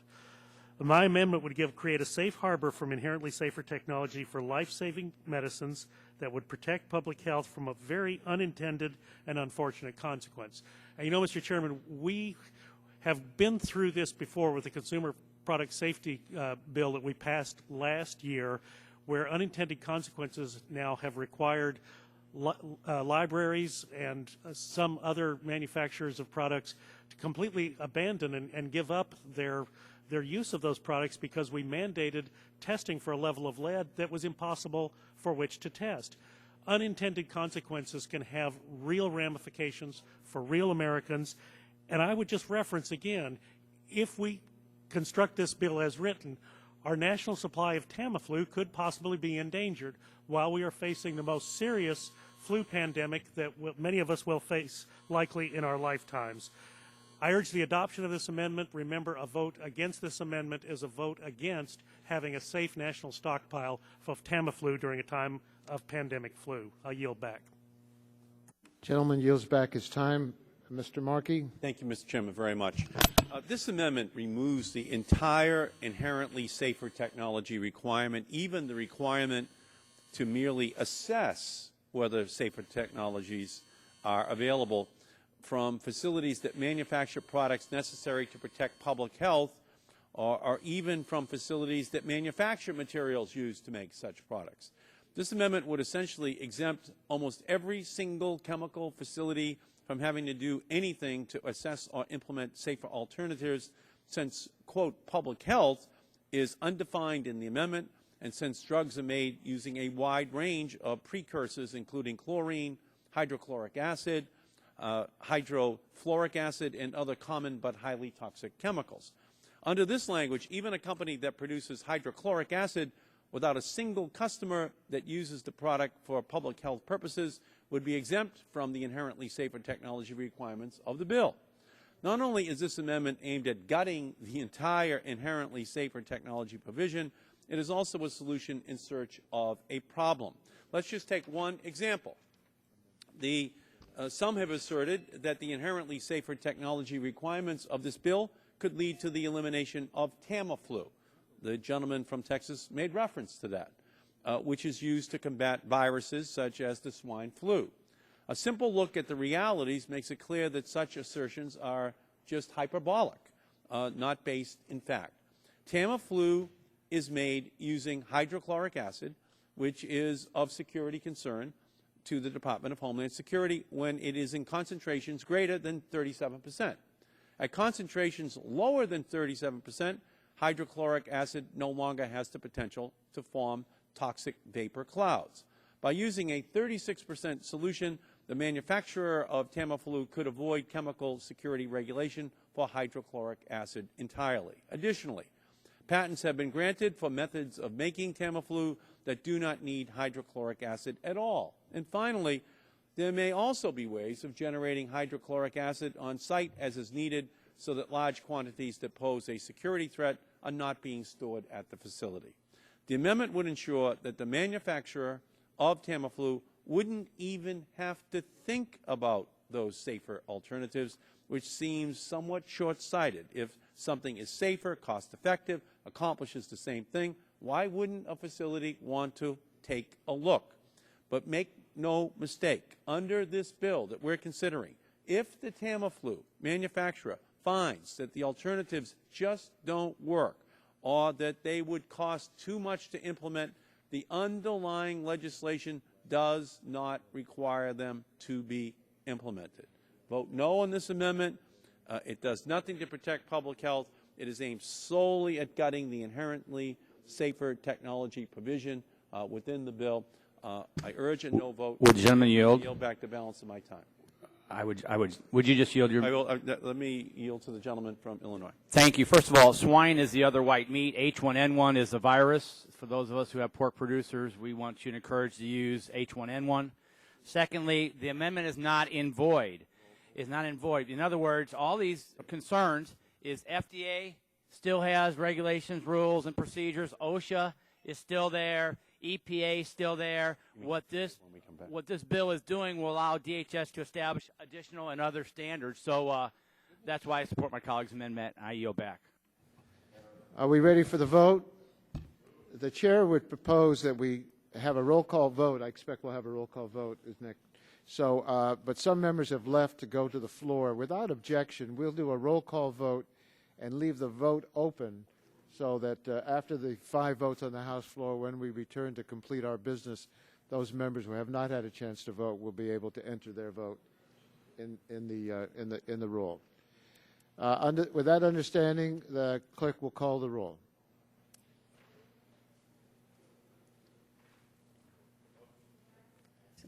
Waxman Mr. votes Waxman. no. Mr. Waxman, no. Mr. Dingle. Mr. Dingle votes no. Mr. Markey. No. Mr. Markey, no. Mr. Boucher. Mr. Pallone. Mr. Gordon. Mr. Rush. Ms. Eshoo. Ms. Eshoo votes no. Mr. Stupak. Mr. Stupak, no. Mr. Engel. Mr. Engel, no. Mr. Green. Ms. DeGette. Mrs. Capps. Mrs. Capps votes no. Mr. Doyle. Mr. Doyle, no. Ms. Harmon. Ms. Schakowsky. Mr. Gonzalez. Mr. Inslee. Mr. Inslee, no. Ms. Baldwin. Ms. Baldwin votes no. Mr. Ross. Mr. Weiner. Mr. Matheson. Mr. Butterfield. Mr. Butterfield, no. Mr. Melanson. Mr. Melanson, no. Mr. Barrow. Mr. Barrow, no. Mr. Hill. Mr. Hill votes no. Ms. Matsui. Ms. Matsui, no. Mrs. Christensen. Ms. Castor. Ms. Castor votes no. Mr. Sarbanes. Mr. Sarbanes votes no. Mr. Murphy of Connecticut. Mr. Space. Mr. Space, no. Mr. McNerney. Mr. McNerney, no. Ms. Sutton. Ms. Sutton, no. Mr. Braley. Mr. Welch. Mr. Welch, no. Mr. Barton. Mr. Barton votes aye. Mr. Hall. Mr. Upton. Mr. Upton, aye. Mr. Stearns. Mr. Stearns, aye. Mr. Deal. Mr. Deal, aye. Mr. Whitfield. Mr. Whitfield, aye. Mr. Shimkus. Mr. Shimkus, aye. Mr. Shadegg. Mr. Blunt. Mr. Boyer. Mr. Boyer, aye. Mr. Radonovich. Mr. Radonovich, aye. Mr. Pitts. Ms. Bonomack. Ms. Bonomack, aye. Mr. Walden. Mr. Terry. Mr. Terry, aye. Mr. Rogers. Mr. Rogers, aye. Mrs. Myrick. Mr. Sullivan. Mr. Sullivan, aye. Mr. Murphy, Pennsylvania. Mr. Murphy votes aye. Mr. Burgess. Mr. Burgess, aye. Ms. Blackburn. Ms. Blackburn, aye. Mr. Gingrey. Mr. Gingrey, aye. Mr. Scalise. Mr. Scalise, aye. Mr. Matheson. Mr. Matheson votes no. Mr. Murphy of Connecticut. Mr. Murphy, no. Ms. Gett. Ms. Gett votes no. Mr. Pallone. Mr. Pallone votes no. Mr. Rogers. Mr. Rogers votes no. I'm sorry, Mr. Ross votes no. I got Murphy. I got him. Mr. Rush. Mr. Rush votes no. Mr. Pitts. Sorry. Mr. Pitts votes aye. We will now recess to vote on the 5 votes on the House floor, but the roll will be kept open for members who have not had a chance to register their vote. And I would urge members to please return after the votes on the House floor so we can further the consideration of this legislation.